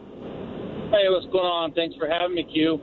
Yes, sir. Hey, the group that I'm most excited to see is the defensive line because it was put together with the idea of not having Max Crosby. So they already thought it was going to be much improved. And then they get a bonus when he comes back. So I'm really excited to see what they do now. And all of those people now have Max taking up all the attention, so they should be able to eat. And I'm really excited to see what they can do with that. So the group that I think is going to win them the extra couple games is going to be the running back group, because I think with what Ashton Genty was able to do with the line last year, if they improve it as much as we expect this year, he's going to be able to put games away in the fourth quarter. They're going to give him the ball, and they're never giving it back. And then on the side of that, the group that I think is going to surprise people the most, I think you hit it on the head, is the wide receiver group. And that's because two things. One, Brock Bowers is going to take up a ton of attention, so they're going to have the second, third, and fourth string guys covering them, so they're going to have the opportunity. And it's been made clear by the Chiefs, the Bills, the Ravens, the Patriots, you don't need an alpha wide receiver to be successful if you have the right coaching and the right scheme. Andy Reid schemes people wide open for Patrick Mahomes. I know everybody wants to give him his flowers, and he's great and all, but I don't know how many games you guys watch. I watch a ton because I'm in Kansas City. But he'll just run around back there and just throw it to a wide open spot, and there's just a chief with no one around him. I don't know how they do it, but somehow they're always wide open. You don't have to be an elite wide receiver to get open in Andy Reid's offense. And I think Clint Kubiak's going to do the same thing for the quarterbacks and receivers here. And then you throw Brock Bowers on top of that, I think they're going to surprise some people. So that's what I got. I appreciate the time, man. Have a good one. You do the same. Really good call, man. Really good call. And yeah, that's the thing. And Kirk Morrison has brought that up on the show before many times. Now, when's the last time Patrick Mahomes had that true blue number one wide receiver post Tyreek Hill? And they just, like you just said, they scheme these guys open. Now, you got to have skill set, right? You've got to have that ability. But I do believe, and maybe I'm being foolish and naive, but I do believe Clint Kubiak has the ability to scheme some guys open. Now, JSN is a hell of a wide receiver, but he schemed him open all day, every day. He lined the guy up in the backfield. He lined him up outside. He lined him up in the slot. He lined him up everywhere and found a way to get the matchup that he was looking for and get him open. Because everyone was looking for JSN. It's like, where's Waldo? They're looking around. Hey, where's he at? Where's he at? Oh, there he is. Oh, no, that's not a good position. So there you go. That's a really good call. Definitely appreciate that. Let's get one more quick one. I know Justin Melo from the NFL Draft on SI is joining us coming up in just a few minutes. But let's go ahead and talk to our brother, man, or go out to the Bay. ABA Ivan Davis, welcome to the show. What's on your mind? Hey, thanks for taking my call. I'll be quick. Now, the three questions. The first one is what would get a win or two? What position group are you most fired up about? What position group will get a Raiders an extra win or two? And any position group you think will surprise the league? Okay, the one that surprised the league, it's not really a surprise to me, it's going to be the running game.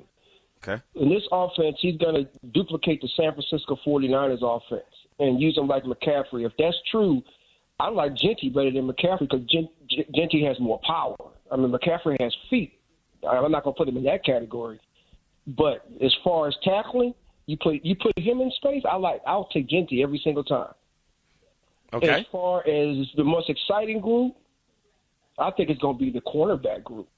I just found out why Hezekiah Masters is so good. He played wide receiver. He doesn't see the cornerback like a normal position. When you go third down, 3 wide receivers to the right, and it's third down, 2 or 3, he already knows what they're going to run because he sees it like a wide receiver. Wide receivers that switch to quarterbacks usually are very successful. Okay, I see him as an all-pro if he develops. Nice. And there's one other one. Yeah, then what position group are you most fired up about? Most fired up about? Yeah. This is going to catch you by surprise, the quarterback. Okay. And not because of number one.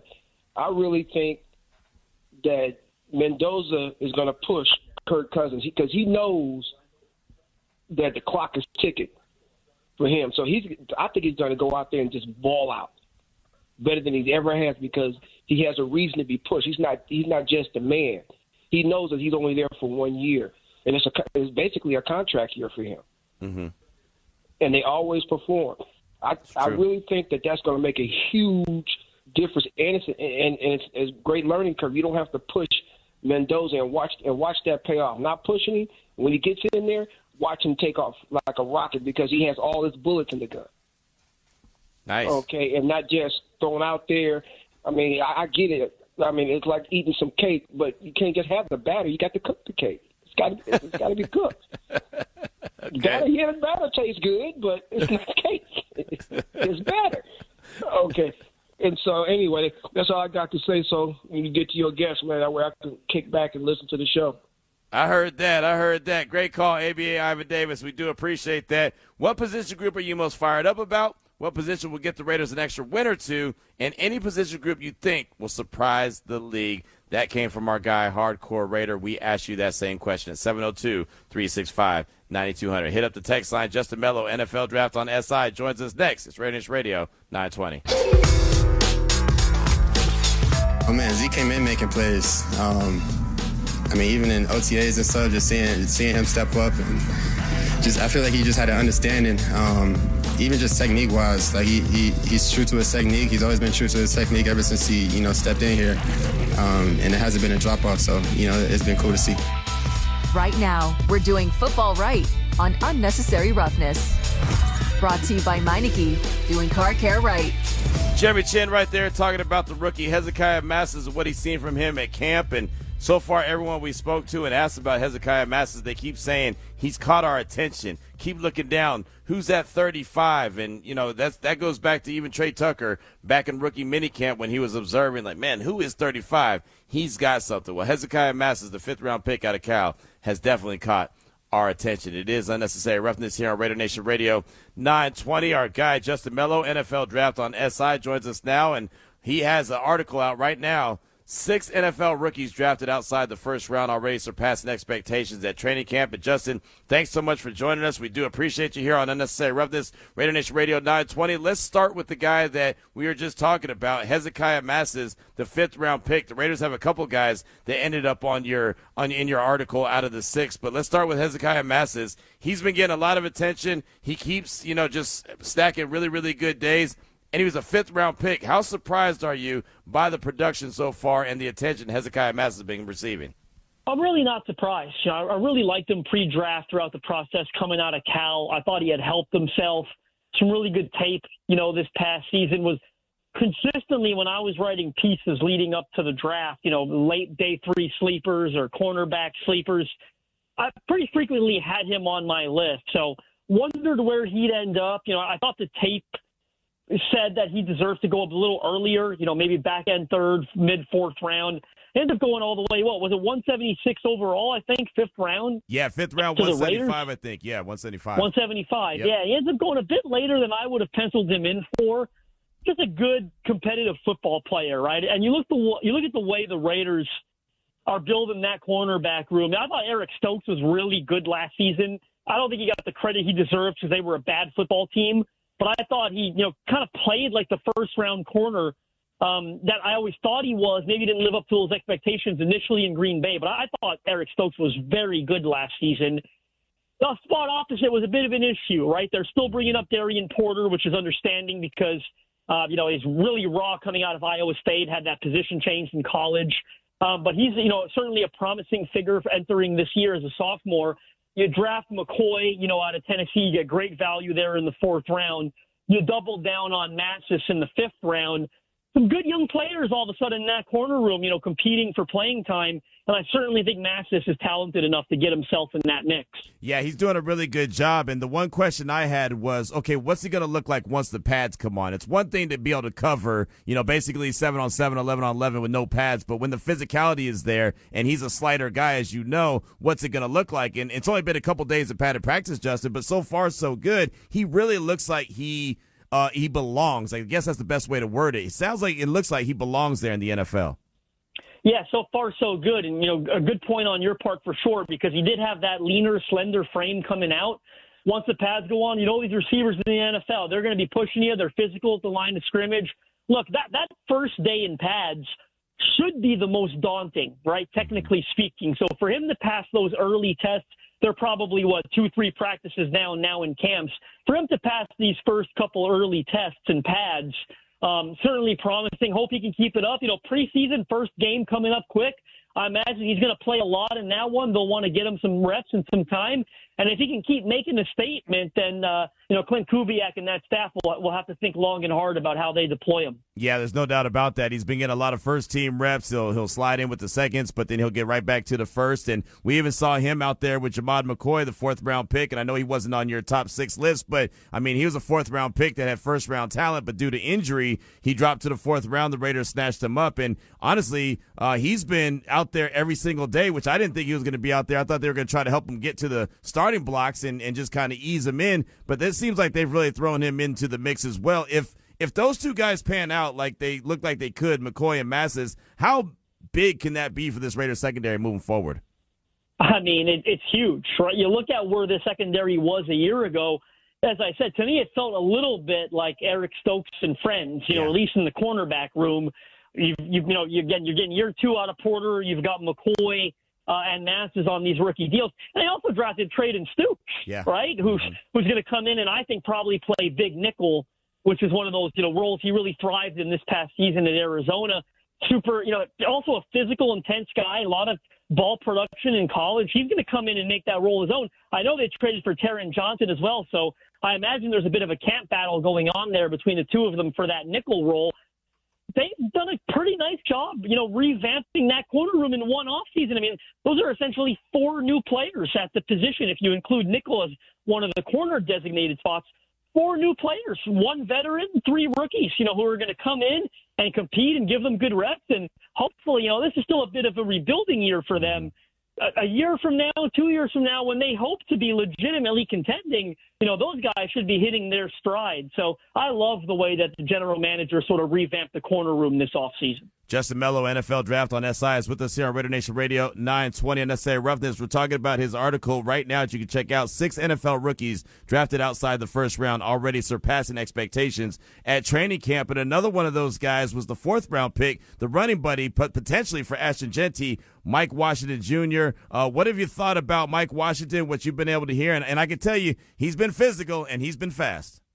Listen, I loved him coming out of Arkansas, right? Like his college career was a bit of a winding road, right? We say the road less traveled. I think it was the road more traveled for a couple different programs. Finally hit his stride, 1,000 yards, I think, for the first time in his career at Arkansas this past year. Ran the fastest 40, right, in the 4.3s, any running back at the combine. I thought he was going to be the 3rd or 4th back off the board, right? I believe he ended up being the 5th. I think Kalen Black was one of them that went before him. That one really stunned me when you look at the order of, positional running backs and how they were drafted. The guy's a stud. I had a top 100 grade on him. He obviously goes fairly, significantly later than that from where the Raiders got him. I think I wrote in the article, you look at that Raiders rushing attack last year, you can just go back 5-10 years from now, Q, and you look at a stat, and you don't even have to remember what the team's record was, and you're like, they were probably bad that year, right? This was not a good year. I could not believe that their second leading rusher last year was Geno Smith with 109 yards. Yep. I mean, just unfathomable. Geno's not a scrambler. He was obviously in his mid-30s already. I mean, they just had – well, you have a rookie running back. I think the world of Ashton Jeanty. I want you to have a talented number two, someone that could at least, handcuff him a little bit, take the edge off, take some of that pressure off a rookie. They didn't have that last year at all.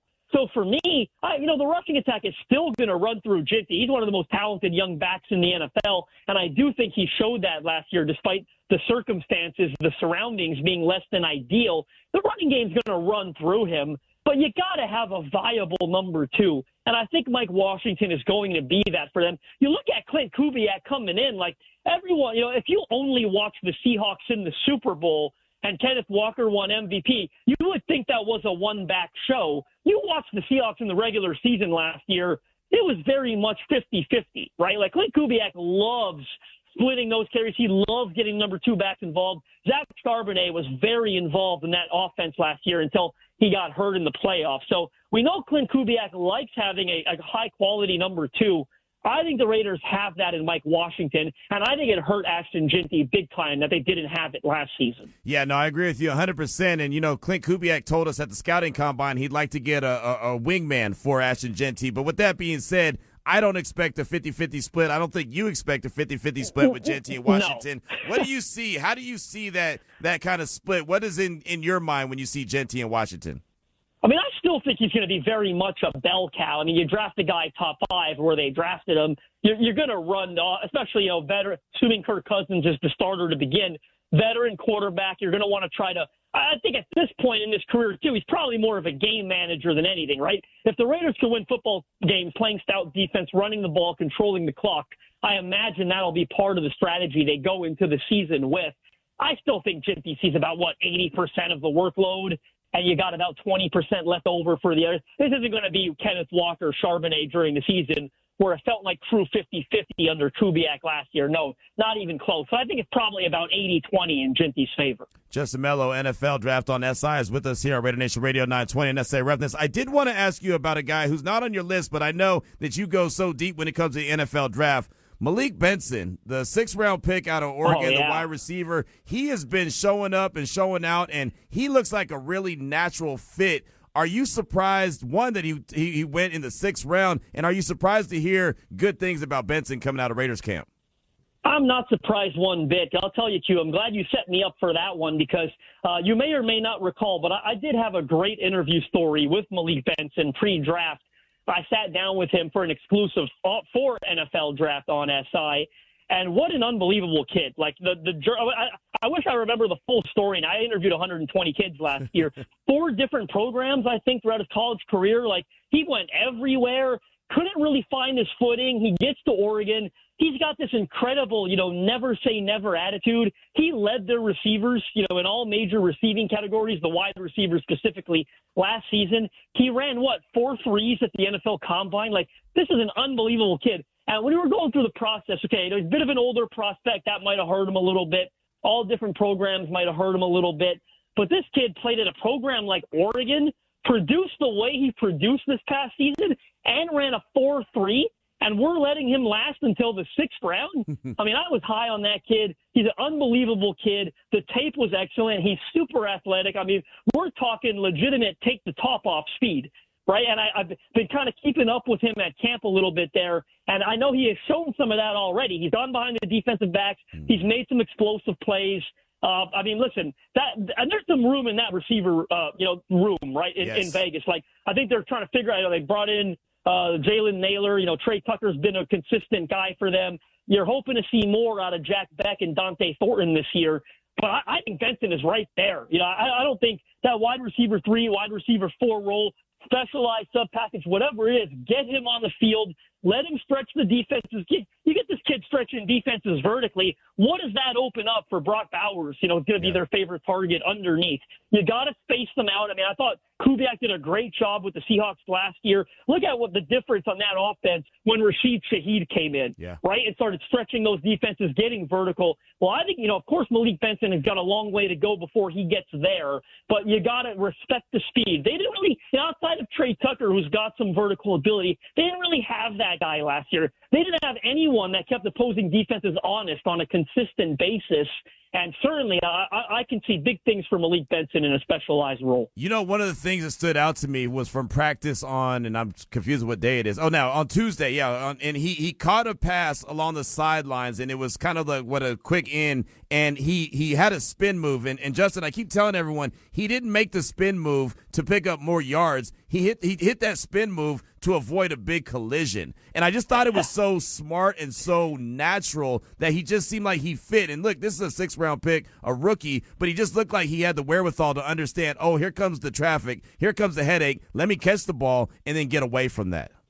Especially in camp. And look, he's so explosive. Those quick twitch movements, he can get away from those defenders on occasion. I'm going to keep tracking him because he's a 6th-round pick, but a guy who's worked as hard as he worked to get where he is, didn't work out for him at the first couple programs, finally finds his home last year at, again, a big-time program. He produced at Oregon, for crying out loud. Yep. And I thought people were sleeping on him throughout the pre-draft process. I love the kid, and I'm certainly, I'll tell you this, I'm expecting him to outperform the draft slot by a country mile. Yeah, I agree with you 100%. We'll close out with this and fantastic stuff. Justin Melo with us here at RaiderNation Radio 920. Sticking with Malik Benson, one of my big bugaboos is the kick return and punt return game. The Raiders have not had a threat in that. How much of a threat do you see that Benson could be in that regards? Absolutely. I believe he can do it. He did it occasionally, in college. And I would wager that when the Raiders drafted him, they probably had that vision in mind. 6th-round receiver, always a bit tough to get on the field immediately. Special teams, first pathway for you to kind of prove yourself, earn the trust of the staff. I wouldn't be surprised one bit if he was a starting kickoff and punt returner, in week 1. We're about 5-6 weeks out already. I wouldn't be shocked one bit if that was the initial pathway. And guess what? You do that at a high level, they're going to start rewarding him. Occasional snaps on offense, manufactured touches around the line of scrimmage, see if he can break a tackle, run away from the defense, get him to stretch him occasionally. Again, have him run those go routes, those seams, whatever it is. Have him run those routes, keep the defense honest, but it probably does start on special teams on kickoffs and punts. 6 NFL rookies drafted outside the first round already surpassing expectations at training camp. Day 3 NFL draft deals are already beginning to emerge at training camp. Justin Melo, NFL Draft on SI, put out a fantastic article. I encourage everyone to go check that out. Great work as always, Justin. What else are you working on that we should be on the lookout for? Appreciate you, Q. Well, next week I will be on vacation, but you won't know it because Monday morning I got a brand new 2027 mock draft. Way too early, obviously, but kind of getting some names ready for people to get on their watch list. Tuesday I got my early top 25 prospect rankings watch list. And then the rest of the week, I got top 10 wide receivers, I got top 10 quarterbacks, and I got top 10 running backs. I'll be sipping mojitos on a beach in Portugal somewhere, but I'll have the content ready to go, though, 2027 draft content. Monday through Friday next week, we got so many exciting things coming. NFL Draft on SI, a Sports Illustrated channel. Well, hey, make sure you enjoy those mojitos, man. You deserve it. Great work all year long, as you always do, and it's always great catching up with you, my man. Thanks so much for your time. I appreciate you. Pleasure as always. You know where to find me.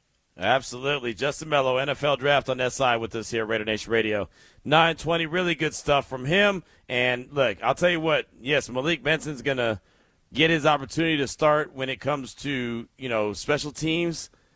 But, man, I'll tell you, they might not ease him in if he keeps on getting the attention and keeps on causing the noise and people keep looking down and saying, man, who's that number? That's number 19. Man, if he keeps doing what he's doing, he's going to get more than special teams reps. Trust and believe that. So many thanks to to Justin Melo for his time this afternoon. And, again, really good piece that he has. 6 NFL rookies drafted outside the first round, already surpassing expectations at training camp. And the Raiders have 2 of those guys in Hezekiah Masses and also Mike Washington Jr. And, I could probably put 3 guys on there if I add Malik Benson as well. We want to continue to hear from you at 702-365-9200. Our guy, Hardcore Raider, hit us with a question earlier today. Matter of fact, multiple questions. It was really good feedback, and I do appreciate it. What position group are you most fired up about? What position will get the Raiders an extra win or 2? And any position group you think will surprise the league? And I think, well, at least for me, the wide receiver position group is the one that I say will surprise the league, because many people have said the Raiders don't have this, the Raiders don't have that.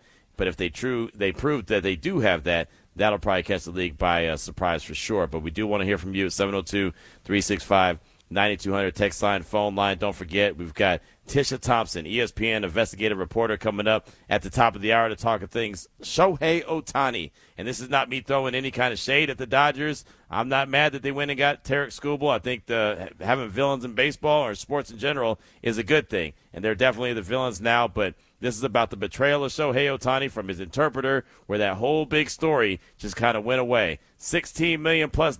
Hey, this money's all of a sudden vanished from your bank account. Oh, no big deal. Nothing to see here. I thought that situation went away really, really quickly.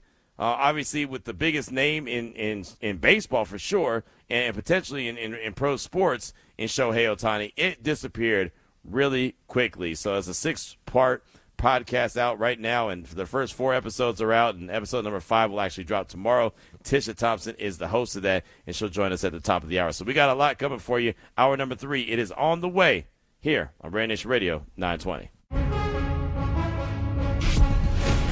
I mean, it's a highly competitive group. That's what you want. You want the young guys to push the older guys, because you don't want anybody to be comfortable, anybody to be complacent, because we're trying to all arrow up and be ascending. We don't want guys kind of, thinking they've arrived and they got it, even between Terran, Zay, and, Chin, vets in this league. But, they know the young guys are coming. So it makes them have to be on top of their game at all times. And I love the leadership from that group. And so, just excited where we're at.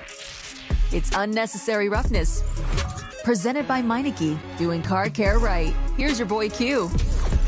And here we go, kicking off hour number 3 of the show. It is Unnecessary Roughness here on RaiderNation Radio 920. And again, we hear from Matt Robinson, the safeties coach, who talked to us on, I believe, on Sunday, talking to us about the competition in the safety room and the secondary in general, and how the young guys are pushing the veterans moving forward, and they're just going to get better from that. It is Unnecessary Roughness here on RaiderNation Radio 920. Got a lot to get to in this hour. We have a performance that we got to flush. Of course, that's being brought to you by Moonlight Plumbing, moonlightplumbing.vegas. We want to hear from you at 702-365-9200. And we have a really good conversation coming up with Tisha Thompson, ESPN Investigative Reporter, the betrayal of Shohei Ohtani. Looking forward to that. And she should be joining us in a matter of minutes. So we'll get into that conversation. But first, we want to hear from you at 702-365-9200. We threw the question out there. What position group are you most fired up about? What position group will get the Raiders an extra win or 2? And is there any position group you think will surprise the league moving forward? 702-365-9200. Let's go out to Sacramento, California, talk to our guy, Raider Greg. Raider Greg, welcome to the show. What's on your mind? Q, my brother, thank you for taking my call. As always, I hope all's well, my friend. Yes, sir. Yes, sir. Hope all's good with you. Thank you. Yeah, straight into it. The position group that I'm super fired up about, it's funny, I had DBs written down. And Hezekiah Masses was one of the top reasons I was going to say. So I'll say enter Justin Melo content right there. That's exactly, it was a great interview that you had, Q. The way he broke it down, it seems like Hezekiah is getting a lot of burn. I watched this game at Cal, super aggressive, super intelligent corner. I don't know if anybody mentioned this earlier. I always try to scour the internet for any type of Raiders information or interviews. I seen Max did a interview on the Ball Brother podcast, and they asked him a question and said, hey, out of the young guys, who is somebody that's going to be surprising, that's going to be a huge contributor to the success of the team this year? There's 2 things that I noticed about Max's answer. His first answer, he says, man, there's a lot of those guys. That really was a good answer for me. That made me super confident of what I was already thinking that was going to happen with the DBs, because Max is not I mean, I listen to what our star players say and what they don't say. Max is not a huge booster up of the young guys, right? He's really about them making it earn it. He wants them to show him how they work. So for him to say that there's a lot of young guys that could be huge contributors, that's a really positive sign coming from the leader of our team. Secondly, he said Zeke Masses. He said Zeke Masses is a dog. He's basically an All-American that fell to the 6th round. He said he's picking off stuff. He's aggressive. He's not backing down from anything. And he said he sees him playing with a different confidence that you usually don't see from rookies. So that was my first thing, especially coming from the leader of our team.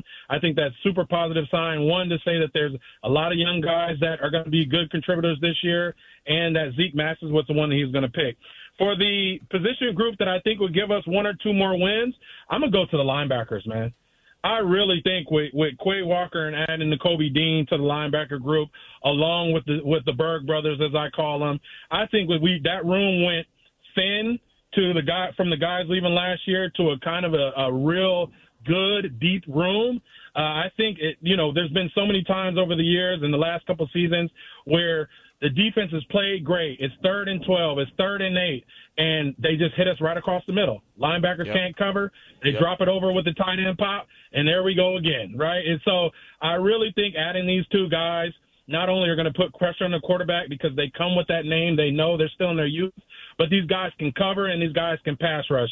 So I think those will be the ones to add the couple wins. And for the position group that I think is going to surprise the league, I'm going O-line, man. I'm going O-line. Okay. I was listening to the morning tailgate this morning. I heard Vinny and them talking, and they were saying that they've basically been rolling out the same starting 5, Colton Burford, Linderbaum, JPJ, and Glaze, pretty much the entire time. And that was real encouraging because obviously we knew basically throughout the whole season they were mixing up that line. And I know they're still mixing guys in those guard positions, but to hear those guys who are there like you saying that they're seeing that 5 pretty much out there every single time, and seeing that they have Coach Rico, who's 4-time Super Bowl champ. I mean, the way he coaches, the videos are showing him so close to the lineman. That was that was something new to me that I'd never seen before.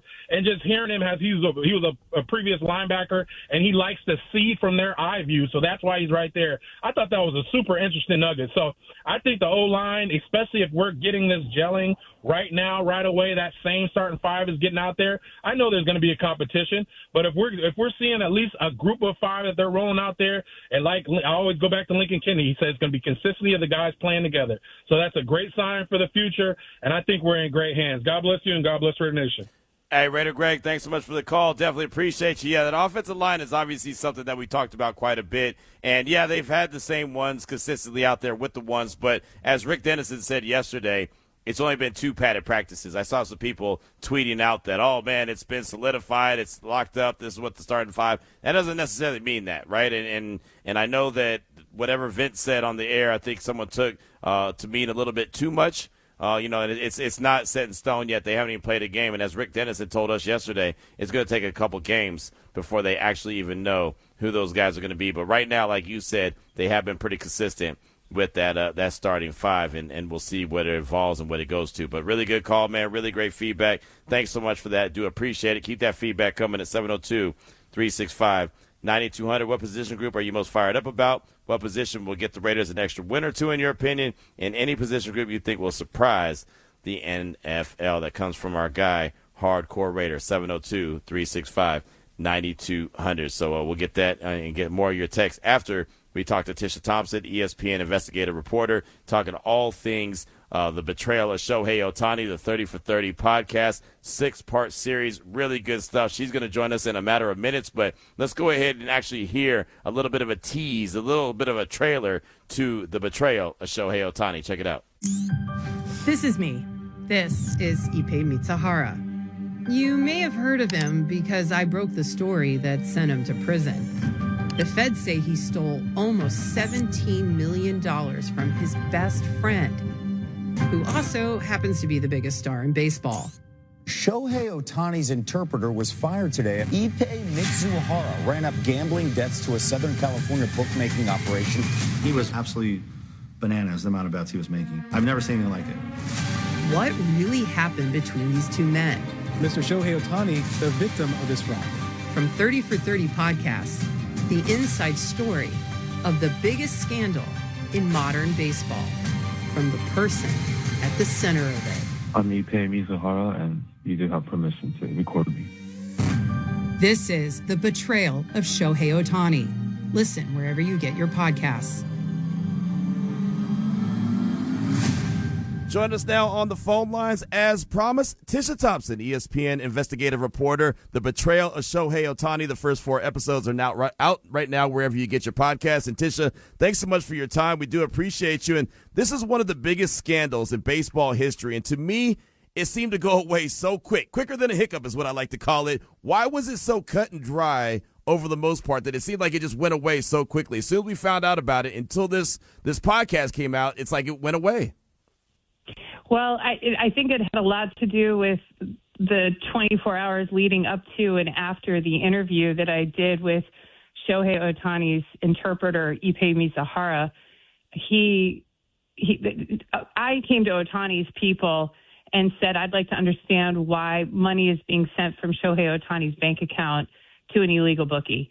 And they offered up Ippei Mizuhara, who was going to explain to me what happened. And I did this interview with Ippei, and you can listen to it now in the podcast. It's episode 2. We call it The Interview because most of the episode is the interview I do with Ippei. It's a fascinating interview.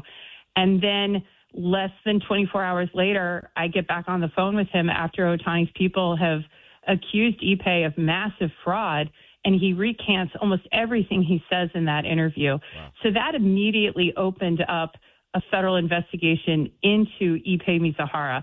And we spend a lot of time in the upcoming episode, which is episode 5, that we're going to release tomorrow, explaining what the feds had and what they were able to collect. And they did that investigation in about 3 weeks. So to your point, it was very fast, but they just had so much evidence.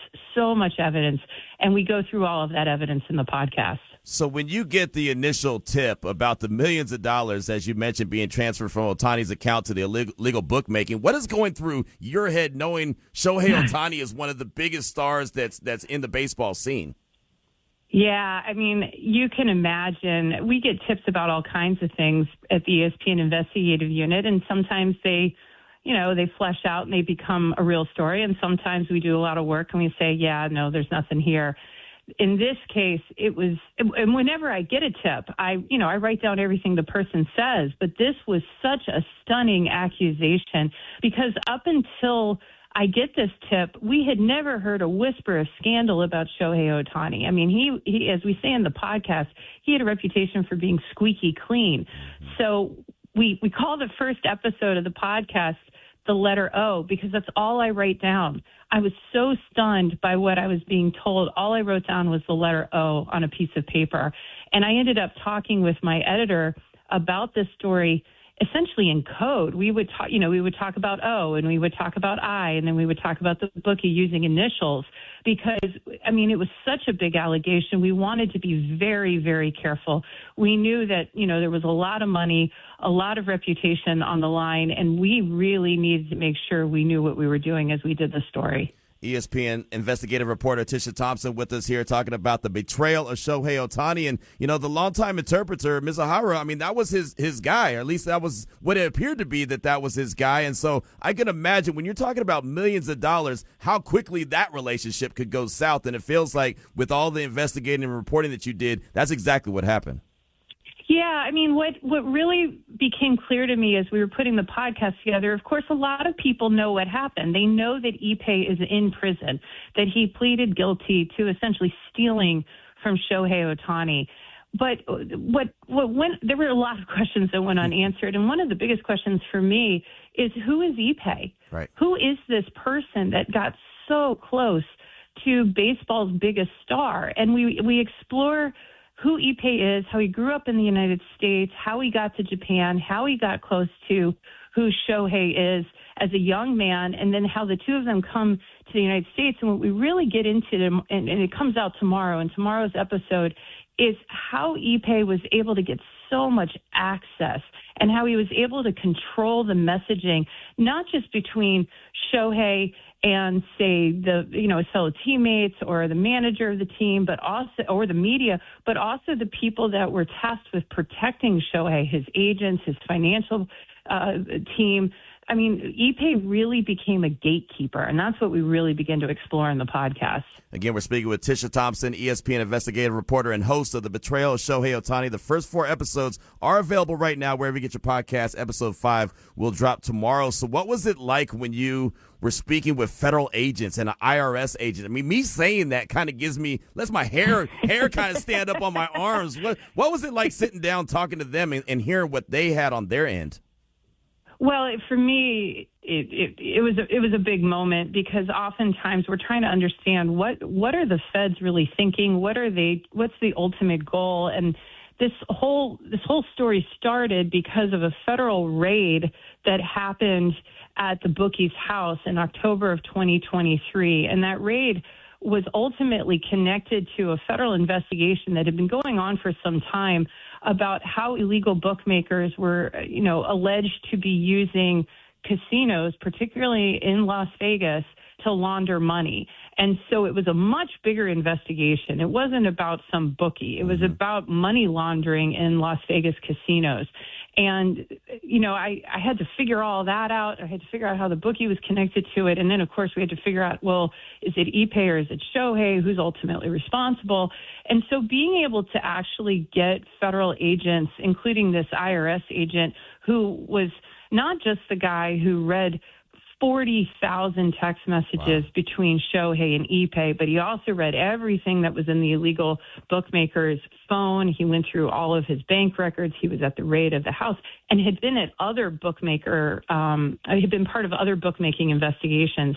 So being able to get his perspective along with the U.S. attorneys who prosecuted the case, those guys don't talk very often. Right. They let the court records talk, but they all agreed to do these interviews because they wanted folks to understand what they actually did and why they came to the conclusions that they came to. Because as one of the assistant U.S. attorneys of the case said in court, that, Ippei created an international incident, particularly when he lied to me in the interview that he did with ESPN. And no matter what they say, people don't believe it. So they really want people to understand what the evidence showed. Right. And, what stood out to me, what you said is, is it Ippei or was it Shohei? And that's critical, Tisha. Like, you have to get that right. That can't be, oops, we got the wrong guy here, because of how massive of a deal that is, especially if Shohei is more involved than you guys discovered.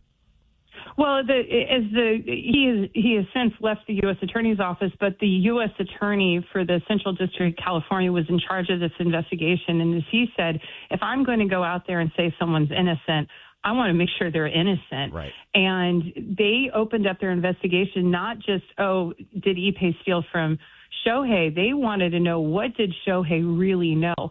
And we tie together a bunch of sort of different threads. And one of the more interesting things that we came to discover during the podcast was that there was a 3-game series that Shohei played with the Dodgers against the Giants. And what nobody knew was that he had been, for 2 of those days, in an interview with federal agents about this investigation.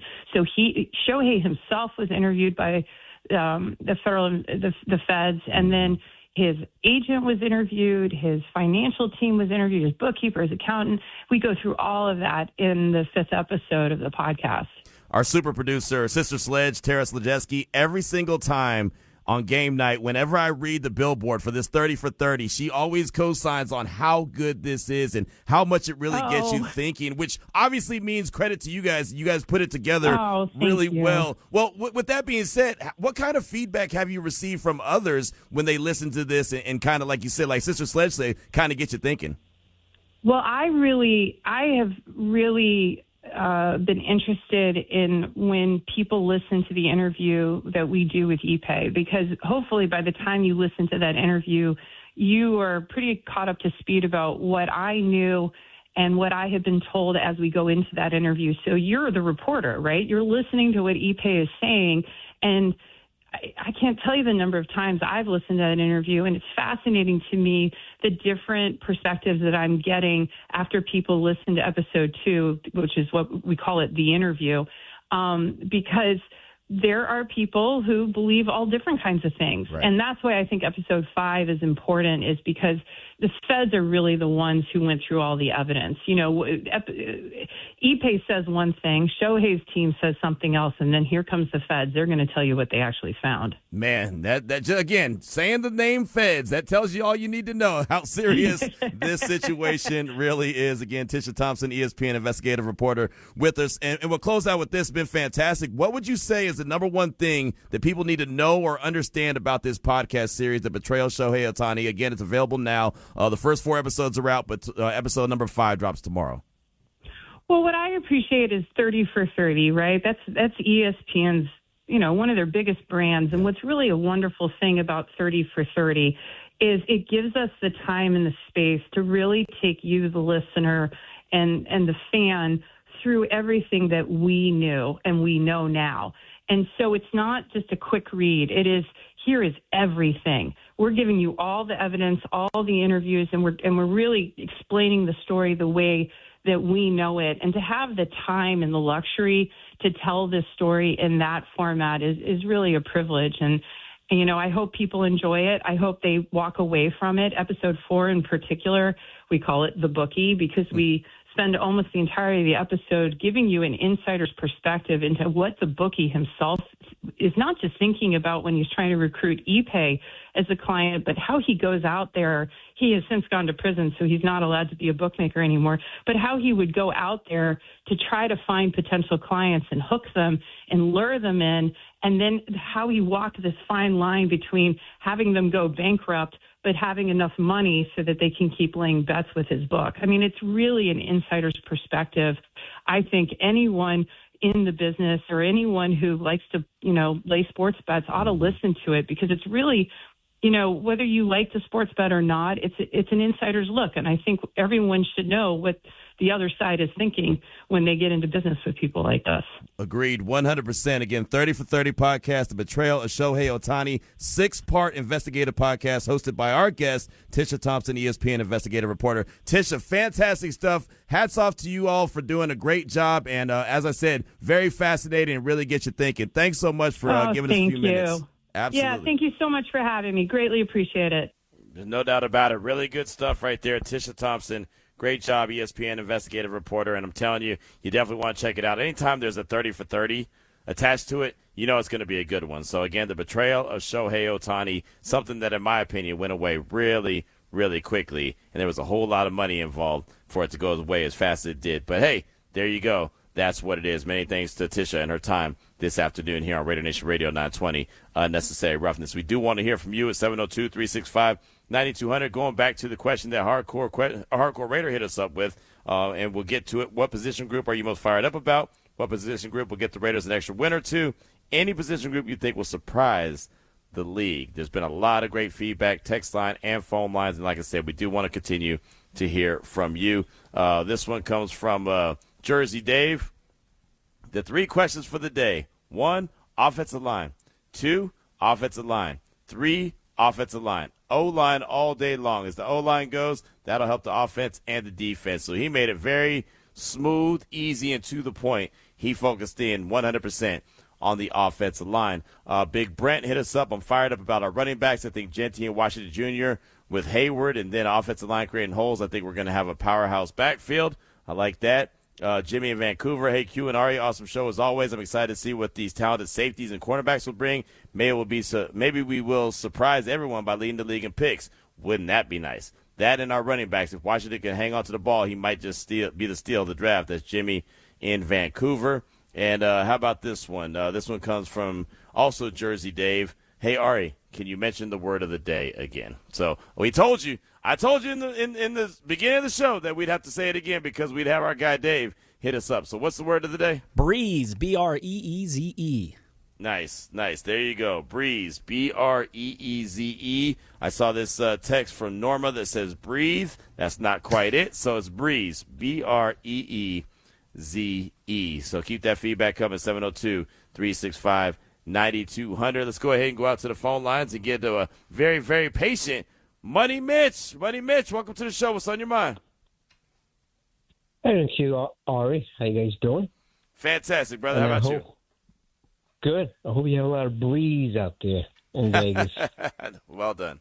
It's probably a hot breeze. I say I'm going to be happy with a quarterback play. Two good quarterbacks, Captain Kirk and Fernando. Our running backs, I don't need to be surprised, but we're going to have a lot of good rushing yards, so that's going to surprise teams. And I like a special defensive line. I expect a lot of good things from our defensive line. Besides having our future Hall of Fame linebacker there, I think the young guys are going to pull through. So we're going to surprise some teams. Maybe a couple of upsets, 6-7 wins. We're getting there. I got a question for you. Who's the potential future Hall of Fame linebacker? You know, the name escapes me. The one that we, oh my God, sometimes I blank on names. Quay Walker, Nakobe Dean? No, number 98. Oh, Max. Okay, well, I look at Max as an edge. I don't. Okay, I got you. I thought you were talking about. No, I got you. Okay, my bad. My fault. No, it's my fault. It's me. It's me, not you. You're right. It is. Okay, that's all right. You got to really hammer that in, don't you? Love it. I was looking at. I guess it's just preseason. I was looking at the first, second, third teams. I guess not everybody's going to make it. You know, I see JJ's number 3, and I know we're going to this 3-4. And I'm looking, right and left, defensive end, and the nose tackles. And I don't see Max. Wait, I always thought Max was a defensive end. I'm old school, right? Defensive end. I see he's on the weak side linebacker, strong side line. They're all strong. They're all athletic to me. You know what I'm saying? No, So yeah. that's why. Yeah. No, you're right. You're right. I messed it up. That was my fault. No, you didn't, Q. You never mess up. Q, you're perfect. Yeah, right. Sounds But good. I'll put you in water. Then we'll see the falsy. Then we'll see who's rubbing it, who's hammering it down. I know I can say that. I would love to give you free lessons. All right. Sounds good. One day I'll take you up on that. Okay. All right, Q. You have a nice All right.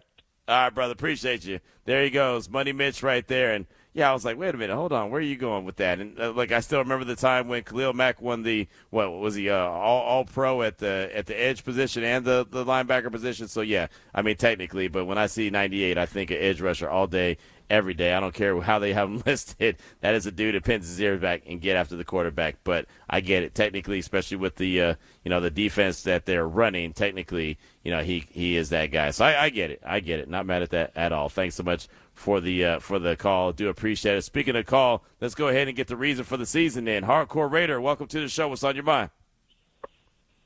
Hey, Q, man, great topics, bro. Well done. Well done by you.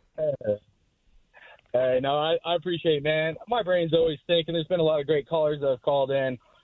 Look, man, I'm most excited about this position group. This position group, we go in to every draft, I feel like, for 10-plus years, and we still have not hit the nail on the head with this position. This position group that I'm excited about, we had got someone in free agency a few years ago.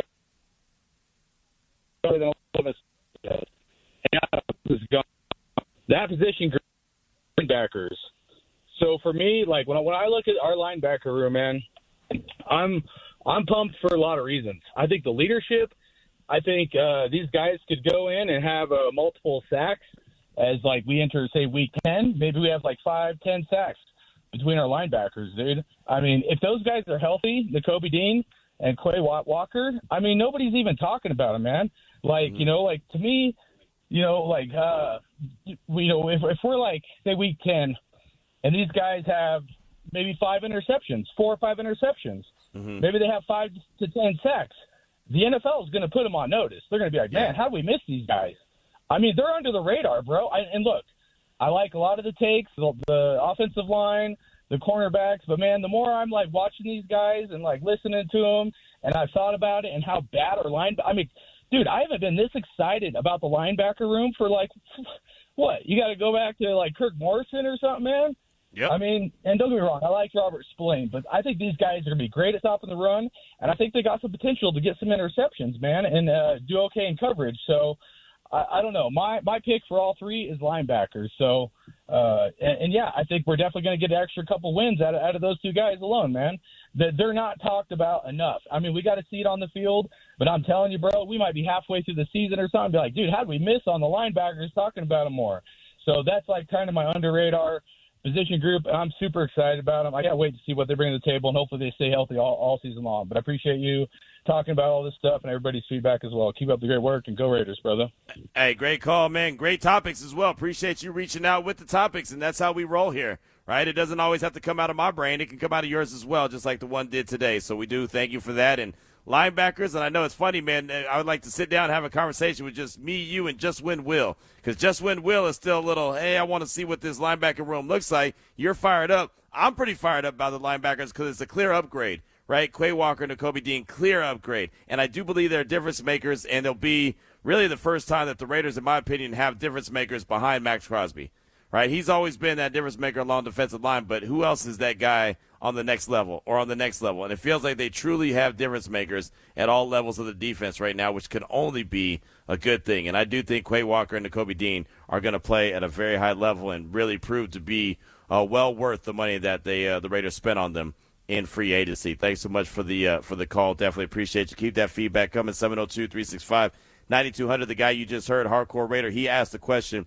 what position group are you most fired up about? What position will get the Raiders an extra win or two? Any position group you think will surprise the National Football League? Let us know your thoughts. We'll go out to the phone. We'll come back. We'll come back and go ahead. You want to give something away, Ari? Go ahead. I'm itching. Yeah, we'll get the calls right after that. Got it right now, a 4-pack of tickets to see the Aviators against the Sacramento River Cats. That is August 15th at the LV Ballpark.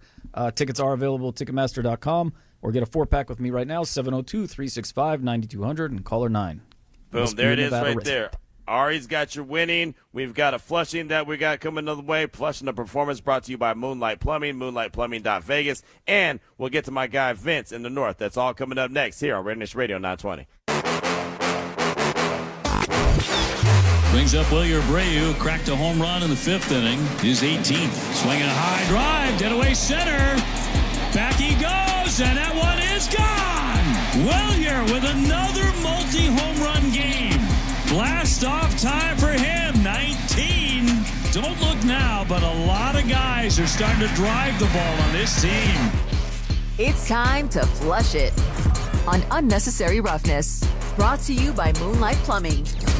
Got to give a big shout out to Moonlight Plumbing, moonlightplumbing.vegas. Anytime there's a performance that needs to be flushed, we'll definitely go ahead and make that happen. As you can tell from the sound coming in, we'll turn our attention to Major League Baseball. It is Unnecessary Roughness here on RaiderNation Radio 920. We'll get to that flushing in a hot minute, but we do want to hear from you at 702-365-9200. We threw the question out there. We've had such great feedback on the text line and the phone line. We want to go ahead and get that in as we only have a few minutes left in today's show. What position group are you most fired up about? What position will get the Raiders an extra win or two? And any position group you think will surprise the National Football League. Let's go out to the north and talk to my guy Vince. Vince in Northtown, welcome to the show. What's on your mind? Q, what's going on, man? How you been? I'm good, man. How are you? I'm good. I'm actually celebrating my 33rd birthday today, man. Nice. So, getting up there, brother. Yeah, you old man. You old 33-year-old man. What are you going to do with yourself now? You know what's funny about that, man? I talk to older cats that's a lot older than me, and I tell them my age. I like to come across like I'm an older cat, but every time I say I'm 32, I'm 33, they're like, "Oh man, you still a baby." I'm like, seriously, really? Yep. I'm not like, am I really still that young? Yes. But, yes, you are. Yes, you are. Okay. Okay. Well, I don't feel young. I'm getting nicked here and there. You know what I'm saying? But we doing all right. But brother, to go ahead and answer your question, I kind of want to answer your question with another question, but my answer would be, it would kind of fall into one of your questions. What I'm most excited about, to be honest, like I think the obvious, a lot of the callers are saying, with their new additions and, Nakobe Dean, Quay Walker, Ippei, and all those guys, it would be like the linebacker or just pretty much like our pass pursuit. You know what I'm saying? I think we're going to see a big jump in sacks because Max Crosby definitely going to get a lot of help. But I would say personally, for me, I've been sitting on this. I think I'm excited for our quarterback group, because not just because it's Mendoza, but I was thinking, like, we really got Clint Kubiak, and my question to you, Q, is where do you measure him amongst the best, like, coaches or play callers in the league? Because Clint Kubiak, he's right under that. He falls under that Shanahan tree. Right now, I did a little bit of research. There's 11 active head coaches that fall under the Shanahan tree, and Clint Kubiak is one of them. So my question to you and the Raider Nation is, where do you line Clint Kubiak? I mean, he just won a ring. Where does he stack up against the Sean McVays, the Shanahans? Hell, Matt LaFleur, he's under that tree too, and he's been in Green Bay for about 4 or 5 years, maybe. He still hasn't had a ring. Our coach has one. And he pretty much did it all by himself, because if you look up there in Seattle, Mike McDermott, he's a defensive guy. Seattle's really a defensive team. So Clint Kubiak really had to shoulder the load and take a quarterback like Sam Darnold and take him to the promised land and make him look good and damn good at that, So that's why I'm most excited about the quarterback team, because it's like, if he's able to do that with Sam Darnold, you know what? I don't think Sam Darnold is that much better than a Kirk Cousins. He might be more mobile, but Kirk Cousins he's got more tenure. I mean, when Kurt is on, he's on. I was never a big fan, but just having Clint Kubiak at the helm of our team, it's got me excited, because I know a lot of Raider fans want to have Fernando out there, but don't sleep on Kirk Cousins. We might see a different Kirk Cousins. This might be like the best coach he's played under, But yeah. Thanks, Q, man. I appreciate it. Hey, man, thanks for the call. Really good stuff. Look, I'll say he's right up there. I mean, look, you got Shanahan, Mike McDaniel, Sean McVay, Matt LaFleur, you mentioned him. Robert Saleh and DeMeco Ryans are defensive guys, but, Zach Taylor in Cincinnati, Kevin O'Connell in Minnesota, Liam Cohen in Jacksonville, Mike LaFleur in Arizona. I would say that Clint Kubiak's right up there. Now, obviously he's never been a head coach before, so we got to wait to see, but I would put him up there, probably right behind. I mean, I would put him probably ahead of Mike McDaniel, and I think Mike McDaniel is really sharp. So I'd probably put him in the top 5 for sure, right? And again, that's just from offensive play callers. We haven't seen him as a head coach, so I can't say what he's going to be there. But I think he's got the skill set to be a really good head coach, and obviously he's buttered his bread by being an offensive coordinator. But everywhere he's gone, he's had success offensively, whether it was New Orleans, whether it was Seattle, whether it was Minnesota. I mean, whenever he's part of that offensive scheme, he has plenty of success. So I could definitely see him as being one of those top guys. That is for sure. Let's get one more quick call, and then we definitely got to flush the performance. Let's go out to Oregon and talk to our guy, Charles. Charles in charge. Welcome to the show. What's on your mind? Hey, what's shaking, Q? How you doing today, man? I'm good, man. How are you? Blessed as usual, my friend. So I just got to say, it was so difficult to answer this question, but I'm going to make it concise. All right. The group I'm most excited about has to be the defensive backs. I mean, the volume of players that we picked up that are quality, whether it's Stoops, whether it's McCoy, whether it's Massis in the 5th round, and you still got Jeremy Chin. You got Stokes. We finally have DBs that aren't a reach, and I'm super excited about the defensive backs. In terms of the group that I think is going to produce the win or two, it's got to be the engine of the whole thing, which is the offensive line. Hearing about Coach Rico yelling in the ear and getting down right in their ear hole and yelling at the players and correcting as they're doing the drills and all that. And the fact that we've got one of the best centers, if not the best center, in Tyler Linderbaum at center, that's going to make a huge difference. And that O-line's got to step up, and they're going to be the difference between, Ashton Genty busting out, Brock Bowers having time to get open, that kind of thing. So I'll go with that as 1 to 2. And in terms of surprising the rest of the NFL, I'll tell you right now, you can pick any group. Why? Because the rest of the NFL always thinks it's going to be the same old Raiders. And I don't think it's going to be this year. Why? Because of our head coach and because of the drafting that Spytech did.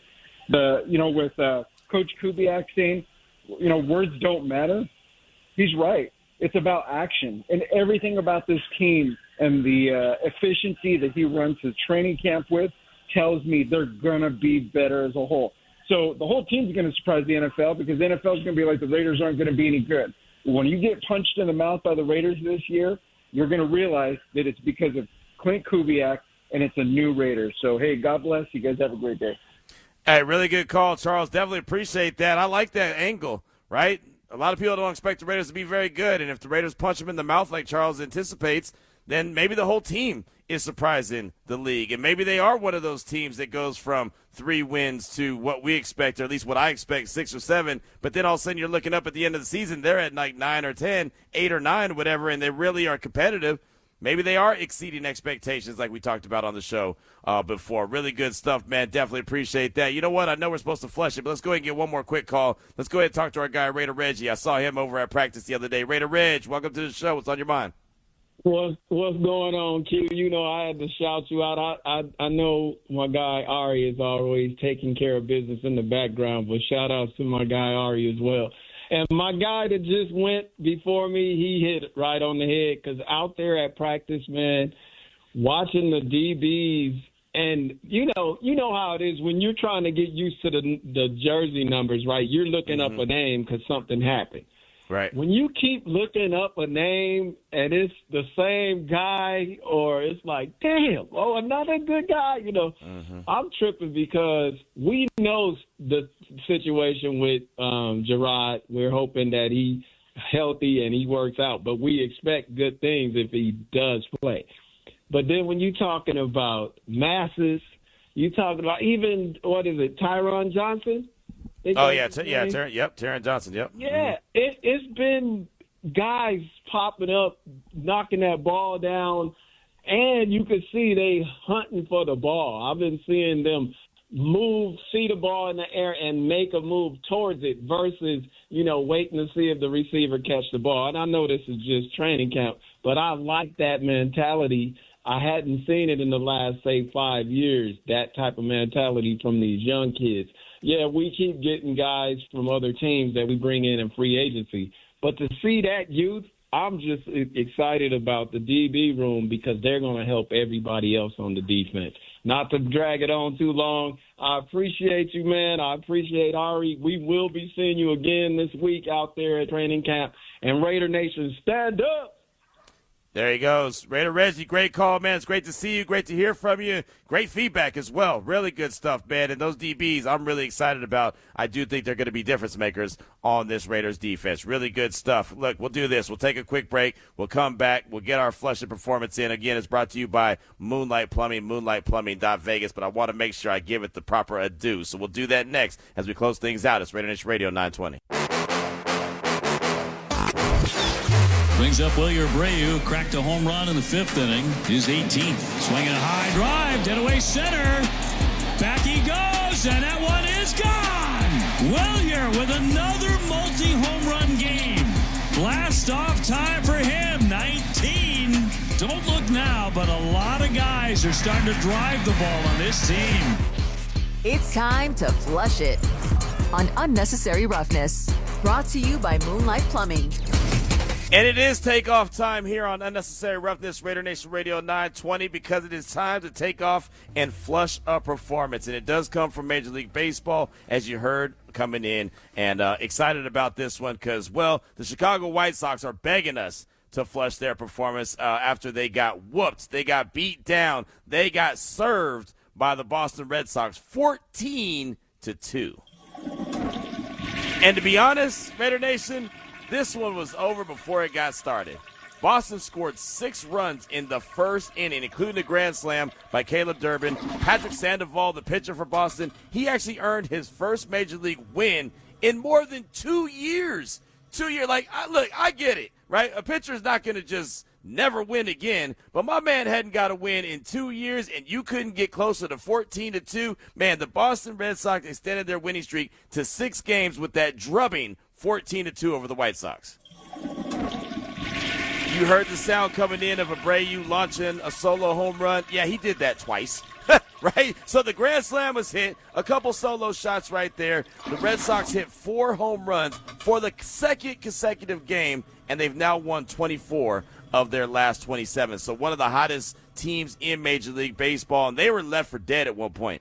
early in the season before the All-Star break, their manager actually got fired because they were so bad. Then they got their new guy in that they just elevated, and all of a sudden he helped them catch fire. Now, again, one of the hottest teams in baseball. And Sandoval, as I mentioned, the pitcher that earned his first win in more than 2 years, struck out 5, only allowed the 2 runs on 6 hits and 4 walks over 5+ innings. Again, first win since May 7th of 2024 when he pitched for another team. He pitched for the Angels before missing half the season all of 2025 while recovering from Tommy John surgery. Now, on the other side of things, Davis Martin, the pitcher for the White Sox, he allowed 9 runs and 10 hits for Chicago. He was pulled with nobody out in the 6th after a hit batter and a single started another 6-run inning for Boston.